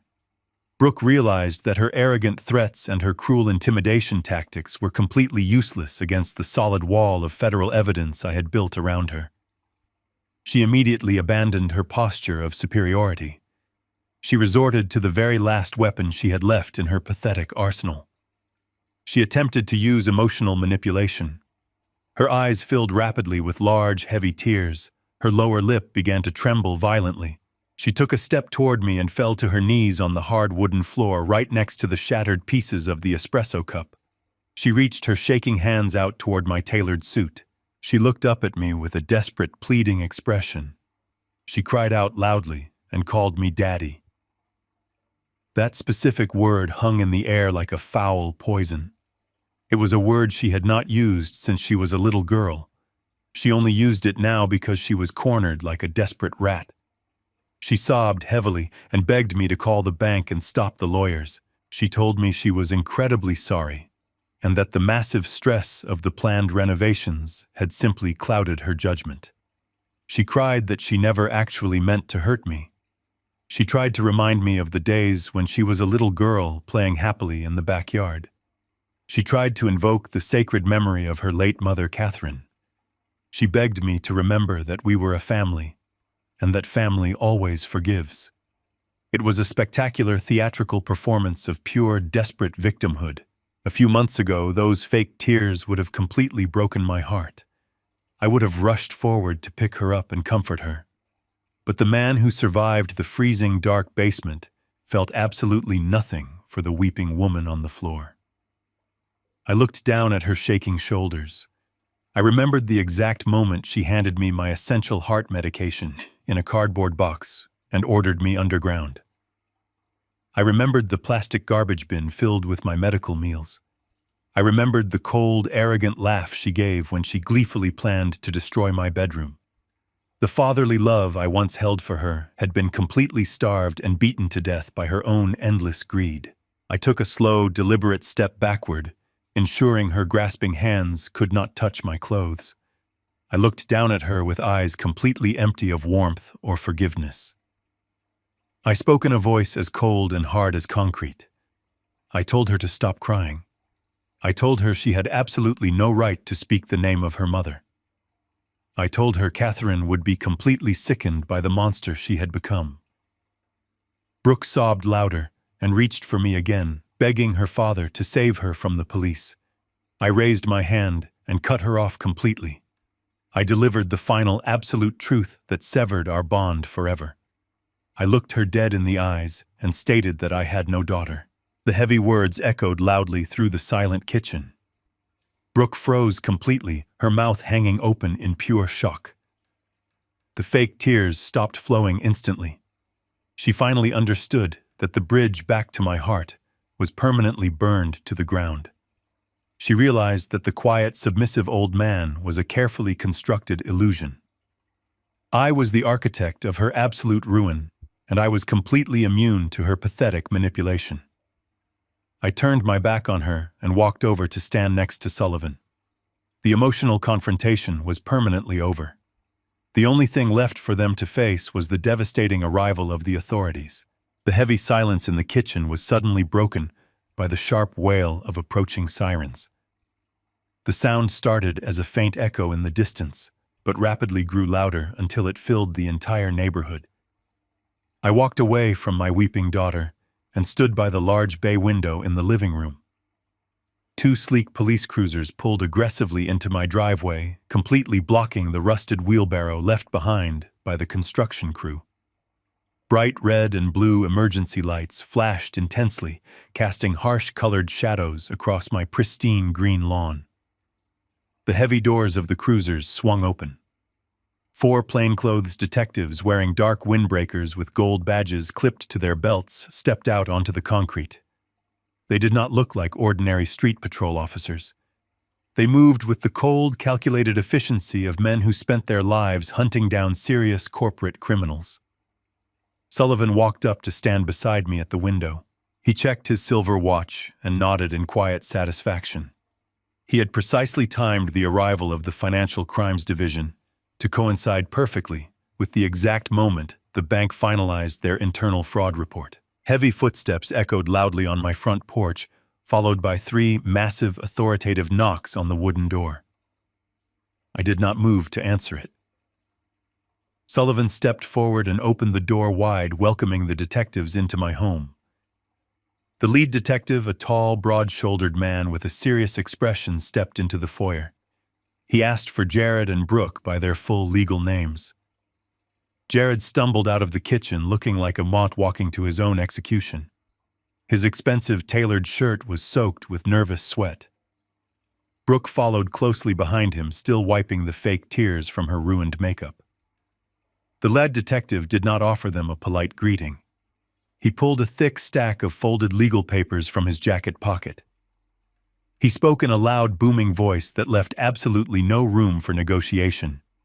He informed them he was executing immediate federal arrest warrants for severe wire fraud conspiracy to commit bank fraud and felony elder financial abuse. He stated that the authorities had already secured the forged loan documents and the audited bank statements proving the theft of $80,000.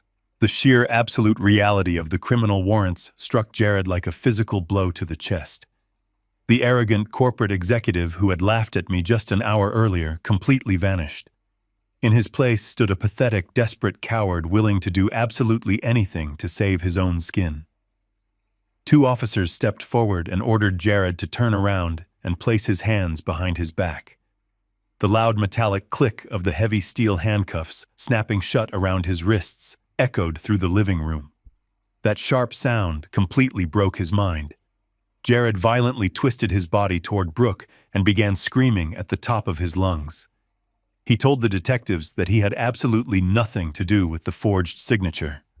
He pointed his cuffed hands at his wife and yelled that she was the sole mastermind behind the entire operation. He frantically claimed that Brooke handled all the household finances and that she had explicitly lied to him about having my permission to take the money. He begged the officers to check the computer network addresses, swearing that Brooke was the one who submitted the fraudulent application. He threw the woman he supposedly loved directly under the heavy wheels of the federal justice system without a single second of hesitation. Brooke stared at her husband with an expression of pure, absolute hatred. The unified front they had proudly displayed for months crumbled into a disgusting pile of toxic betrayal. Another detective stepped forward and grabbed her arms, pulling them behind her back. As the cold steel cuffs locked around her wrists, Brooke unleashed a furious, unhinged scream. She spat violently in the direction of Jared. She yelled that he was a pathetic, weak liar. She screamed to the detectives that Jared was the one who desperately wanted the massive master suite because he was deeply insecure about his corporate image. She confessed loudly that Jared had personally coached her on exactly how to drain the emergency savings account in small increments so it would not trigger any bank alarms. She told the police that Jared had threatened to divorce her if she did not secure the massive property loan to fund his lavish lifestyle. They stood in the middle of my beautiful living room, wearing heavy steel handcuffs, viciously tearing each other to completely shred to save themselves. The profound loyalty they claimed to share was completely exposed as nothing more than a shallow, parasitic arrangement based entirely on mutual greed. I stood perfectly still next to the polished antique table and watched their miserable empire burn to ashes. I felt absolutely no pity for either of them. They had spent months treating me like a worthless burden, casually planning to strip away my dignity and lock me in a freezing basement. Now they were the ones completely stripped of their freedom and facing the terrifying cold reality of a federal prison cell. The lead detective calmly instructed his officers to remove the suspects from the premises. The officers grabbed Jared and Brooke by the arms and forcefully marched them toward the open front door. Jared was openly weeping, his expensive leather shoes dragging heavily across the hardwood floor. Brooke was still screaming vicious insults at him, her face completely twisted in ugly, bitter rage. They were paraded out of the house in full view of the quiet suburban street. The bright morning sun illuminated their absolute humiliation for all the neighbors to clearly see. I watched through the open door as the officers pushed them roughly into the back seats of the separate police cruisers. The heavy doors slammed shut, sealing their dark fate. The flashing red and blue lights reflected off the windows of my house, signaling the permanent end of their reign of terror. I took a deep breath of the fresh morning air, filling my lungs with the sweet, intoxicating taste of absolute victory. The flashing emergency lights of the police cruisers illuminated the terrified faces of Brooke and Jared as they stood completely paralyzed by the open car doors. Before the officers could push them into the back seats, Sullivan stepped out onto the concrete front porch. He held 2 thin manila envelopes in his right hand. He nodded to the lead detective. The detective ordered the officers to hold the suspects right where they were. Sullivan walked down the concrete driveway with the cold precision of a legal executioner. He stopped right in front of Brooke and Jared. He did not yell or gloat over their absolute ruin. He simply slid the brown envelopes into their trembling hands. He informed them in a perfectly measured voice that the papers contained an emergency protective order and a 0-day notice of eviction. He explained that because they had engaged in severe federal financial crimes while residing under my roof, the trust had the absolute legal right to terminate their residency immediately without a standard 30-day notice. Furthermore, the restraining order explicitly barred them from coming within 500 feet of me or the property ever again under penalty of immediate incarceration. The lead detective turned to them and explained the strict conditions of their departure. They were not going to central booking, completely empty-handed, but they were also not taking the valuable contents of my house with them. The detective told them they had exactly 30 minutes to go back inside and pack 1 single small duffel bag of basic clothing. They were strictly forbidden from taking any expensive jewelry, any luxury electronics, or any items purchased with the stolen funds from my medical account. Everything else was officially seized as material evidence or property of the blind trust. The officers temporarily removed the steel handcuffs to allow them to pack, but flanked them tightly on both sides to prevent any sudden movements or destruction of evidence. Jared and Brooke walked back up the concrete driveway. They looked like entirely different people. Their arrogant posture was completely shattered. Their shoulders were deeply slumped, and they kept their eyes glued to the pavement. They walked past me in the foyer. I did not move an inch. I stood like a stone statue in my tailored charcoal suit, watching them drag their heavy feet up the main wooden staircase. For the next 30 minutes, the beautiful house was filled with the pathetic sounds of their frantic and humiliating packing. I stood at the bottom of the stairs and listened carefully to the complete destruction of their massive egos. I could hear Brooke sobbing hysterically as a female officer firmly ordered her to leave a massive designer fur coat hanging in the closet. I could hear Jared quietly begging a male officer to let him take his expensive collection of boutique watches. The officer loudly refused, stating the watches were bought with stolen money and were now federal criminal evidence. They were forced to leave behind the beautiful silk dresses, the tailored tuxedos, and the expensive modern electronics they had prioritized over my own human dignity. The officers meticulously checked every single item they tried to put into their canvas bags.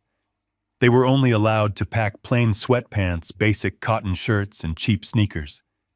They were packing for a cold jail cell, not a luxury ski resort in Aspen. The absolute reality of their impending poverty was finally sinking in. The $250,000 they thought they had secured was gone. The $80,000 they had stolen was being tracked by the federal government. They were leaving my house with absolutely nothing but the cheap clothes on their backs. When the 30 minutes were completely up, they walked slowly back down the stairs. Each of them was carrying a single cheap canvas gym bag. They looked completely pathetic and utterly broken. Brooke had ruined her expensive makeup with her endless tears. Jared looked like a terrified shell of a man, his face pale and his hands shaking uncontrollably. They walked toward the heavy wooden front door for the very last time. The police officers followed closely behind them, ensuring they did not try to grab anything on their way out of my home. As they stepped out onto the front porch, they had to walk past the large plastic trash cans at the edge of the driveway. Sitting right next to the garbage, exactly where Brooke had carelessly ordered the delivery men to throw it a few weeks ago, were the heavy wooden pieces of my antique mahogany bookshelf. The beautiful wood I had sanded and stained for my late wife was sitting in the bright morning sun, ruined by the rain from the previous night. Brooke stopped for a brief second and looked down at the broken pieces of my history. I saw the sudden flash of absolute realization hit her tired eyes. She finally understood the incredible magnitude of her fatal mistake. She had treated my life and my precious memories like worthless garbage, and now she was being thrown out into the street like the morning trash. I walked out onto the porch and stood at the top of the concrete steps. I looked down at the two parasites who had tried to bury me alive in a freezing basement. Jared did not look back. He kept his head down and walked directly to the police cruiser, fully accepting his miserable fate. Brooke turned around one last time. She opened her mouth as if she wanted to say something, perhaps to offer one final desperate apology to the man who had given her everything. I simply raised my hand and pointed a single finger directly toward the waiting police cars. The officers grabbed her arms and pushed her firmly into the back seat. The heavy metal doors slammed shut with a loud final thud. The lead detective shook my hand and thanked Sullivan for the incredibly organized evidence binder. The two police cruisers slowly backed out of my driveway and drove away down the quiet suburban street. The flashing red and blue lights disappeared around the corner. I stood on the porch and listened to the peaceful morning silence slowly return to my property. The heavy steel blade had completely severed their toxic grip on my life. The house was finally entirely my own again. I watched the taillights of the police cruisers disappear around the bend of the quiet suburban street. The flashing emergency lights faded completely into the distance, leaving nothing but the bright morning sun reflecting off the wet asphalt. I stood on my front porch for a long time. I listened to the birds chirping in the tall oak trees. The heavy, suffocating tension that had choked this property for 2 long years had vanished entirely into the crisp autumn air. I turned around and walked back through the heavy wooden front door. I pushed the door shut, and the heavy brass latch clicked perfectly into place. I was completely alone. The house was finally empty. I took a slow, deep breath and began to walk through the rooms of the first floor. I walked into the kitchen. The morning light poured through the large bay window, illuminating the shattered pieces of the ceramic espresso cup Jared had dropped on the hardwood floor. I walked over to the kitchen island and picked up the thick roll of architectural blueprints Brooke had proudly displayed just a few days ago. I carried the heavy paper roll over to the large plastic trash bin and dropped it inside. I swept up the broken ceramic pieces and threw them away. I wiped down the beautiful granite countertops one last time, erasing the final physical traces of their arrogant morning routine. I left the kitchen and slowly climbed the main wooden staircase. The stairs did not feel like a forbidden path anymore. They felt like a stairway leading back to my own peaceful life. I walked down the second-floor hallway and pushed open the door to my master bedroom. The room was a chaotic mess of discarded designer clothes and open drawers. Brooke and Jared had left their expensive wardrobes scattered across the premium rug in their frantic rush to pack for jail. I ignored their luxurious garbage. Instead, I looked closely at the walls. The contractors had used thick blue chalk to draw heavy demolition lines across the expensive paint. They had marked exactly where the heavy sledgehammers were supposed to strike.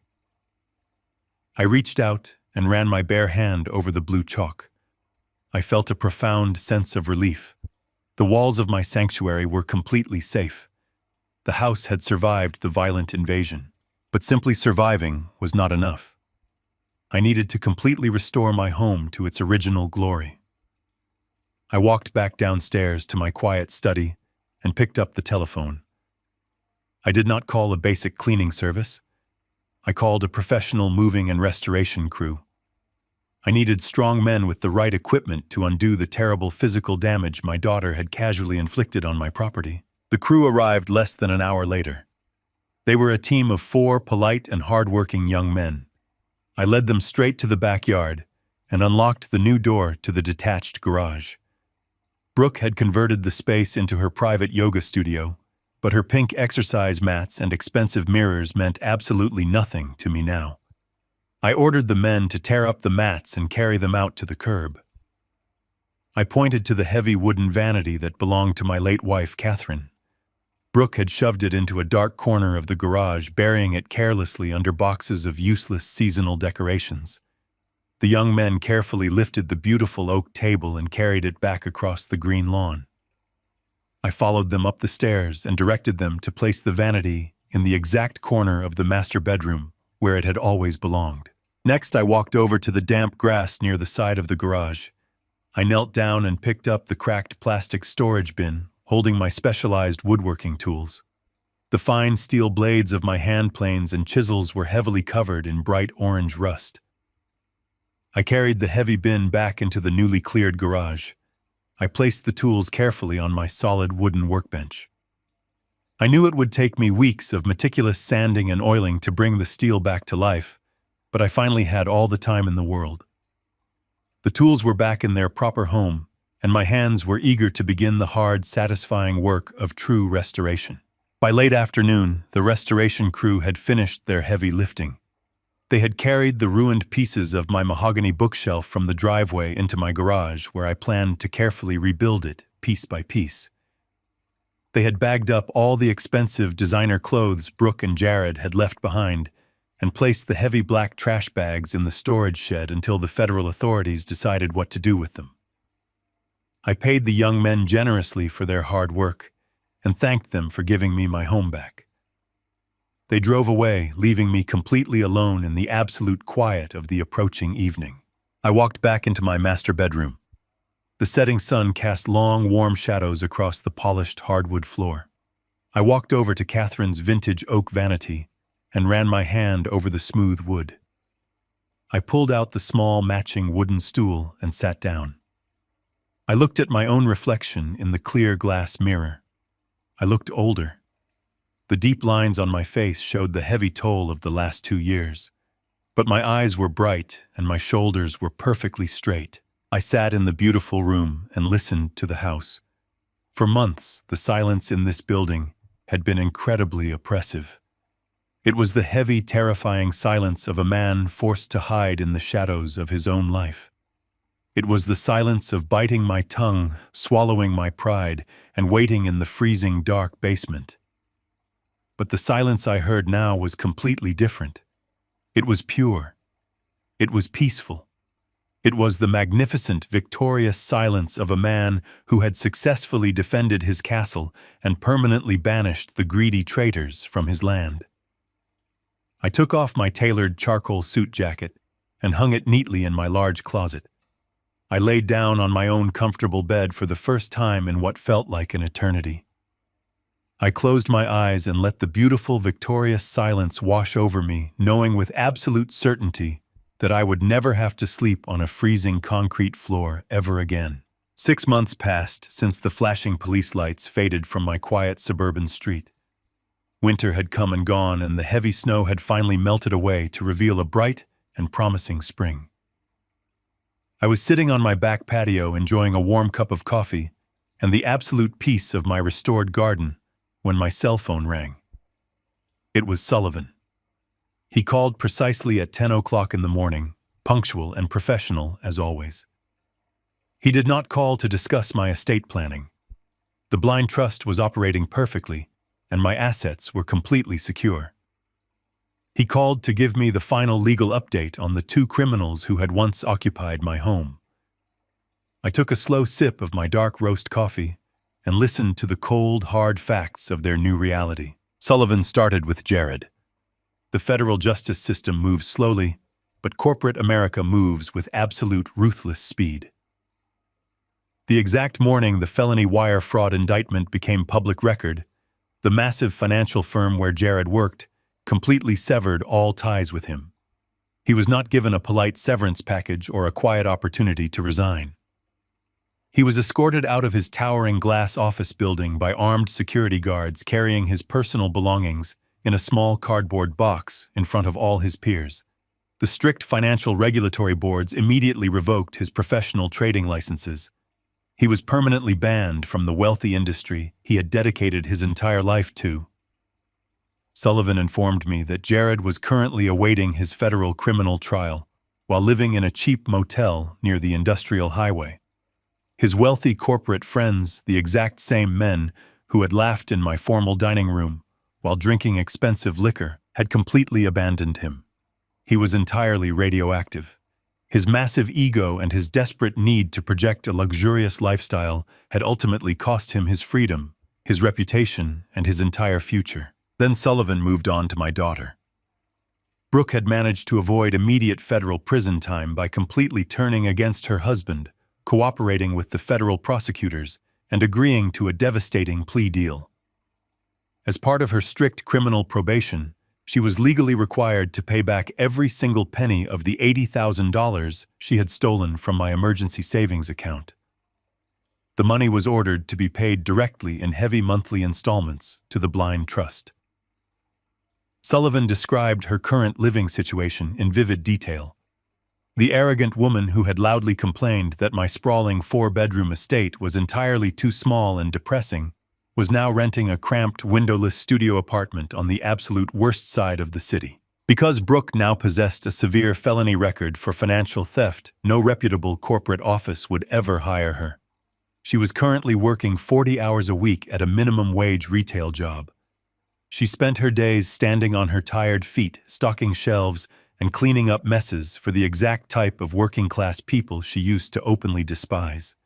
She was giving up her entire paycheck just to earn enough money to meet her strict court-ordered restitution payments. She was living the exact life of poverty and grueling manual labor she had always believed she was entirely too good for. The absolute irony of her punishment was a perfect reflection of her incredible greed. She had tried to steal my entire kingdom, and she was left with absolutely nothing but a miserable cell of her own making. I thanked Sullivan for his meticulous work and ended the telephone call. I looked out over my blooming rose bushes and felt absolutely no guilt. I did not feel a single sudden surge of fatherly pity for the miserable conditions they were living in. They had built their own prison cells brick by brick, and I was simply the man who finally locked the heavy iron door. Later that same afternoon, I walked down the long concrete driveway to check the metal mailbox. Nestled between the utility bills and the local grocery store flyers was a single white envelope. I immediately recognized the elegant looping handwriting on the front. It was from Brooke. The return address listed the cheap apartment complex Sullivan had just mentioned. The envelope felt thick, undoubtedly filled with multiple pages of desperate apologies and calculated emotional manipulation. I walked slowly back up the driveway, holding the letter in my hand. I walked into my quiet study and sat down at my heavy wooden desk. I looked at the sealed envelope resting on the smooth leather blotter. I knew exactly what words were written on those folded pages inside. She would be begging for a second chance. She would be complaining bitterly about the crushing weight of her retail job and the terrible conditions of her tiny apartment. She would be asking for financial help, pleading with me to use my influence to lower her court-ordered payments so she could breathe. She would try to remind me that she was my only child, hoping to exploit the deep fatherly love she believed still existed in my heart. But she was writing to a ghost. The naive father she remembered had died on a freezing plastic air mattress in a damp basement 6 months ago. I did not reach for my brass letter opener. I did not break the paper seal to read her lies. I simply picked up the thick envelope turned to my right and pressed it firmly into the slot of the heavy-duty electric paper shredder sitting beside my desk. The machine roared to life with a loud mechanical grinding noise. I watched the sharp steel blades instantly catch the white paper, pulling it down and chewing her desperate words into hundreds of tiny, completely unreadable ribbons. The machine stopped, and the room returned to absolute, perfect silence. Some boundaries are completely absolute. True peace requires the total removal of toxic elements from your environment. I emptied the shredded pieces of her letter directly into the trash bin, completely satisfied that I had successfully protected the final years of my life. The sharp smell of fresh wood stain filled the warm air of my garage. For the past 3 weeks, I had dedicated every single morning to a very special project. I stood over my heavy wooden workbench and carefully sanded the final piece of mahogany. When Brooke had ordered the delivery men to throw my beautiful bookshelf to the curb, they had cracked the main supporting beam. It took immense patience to repair the terrible damage.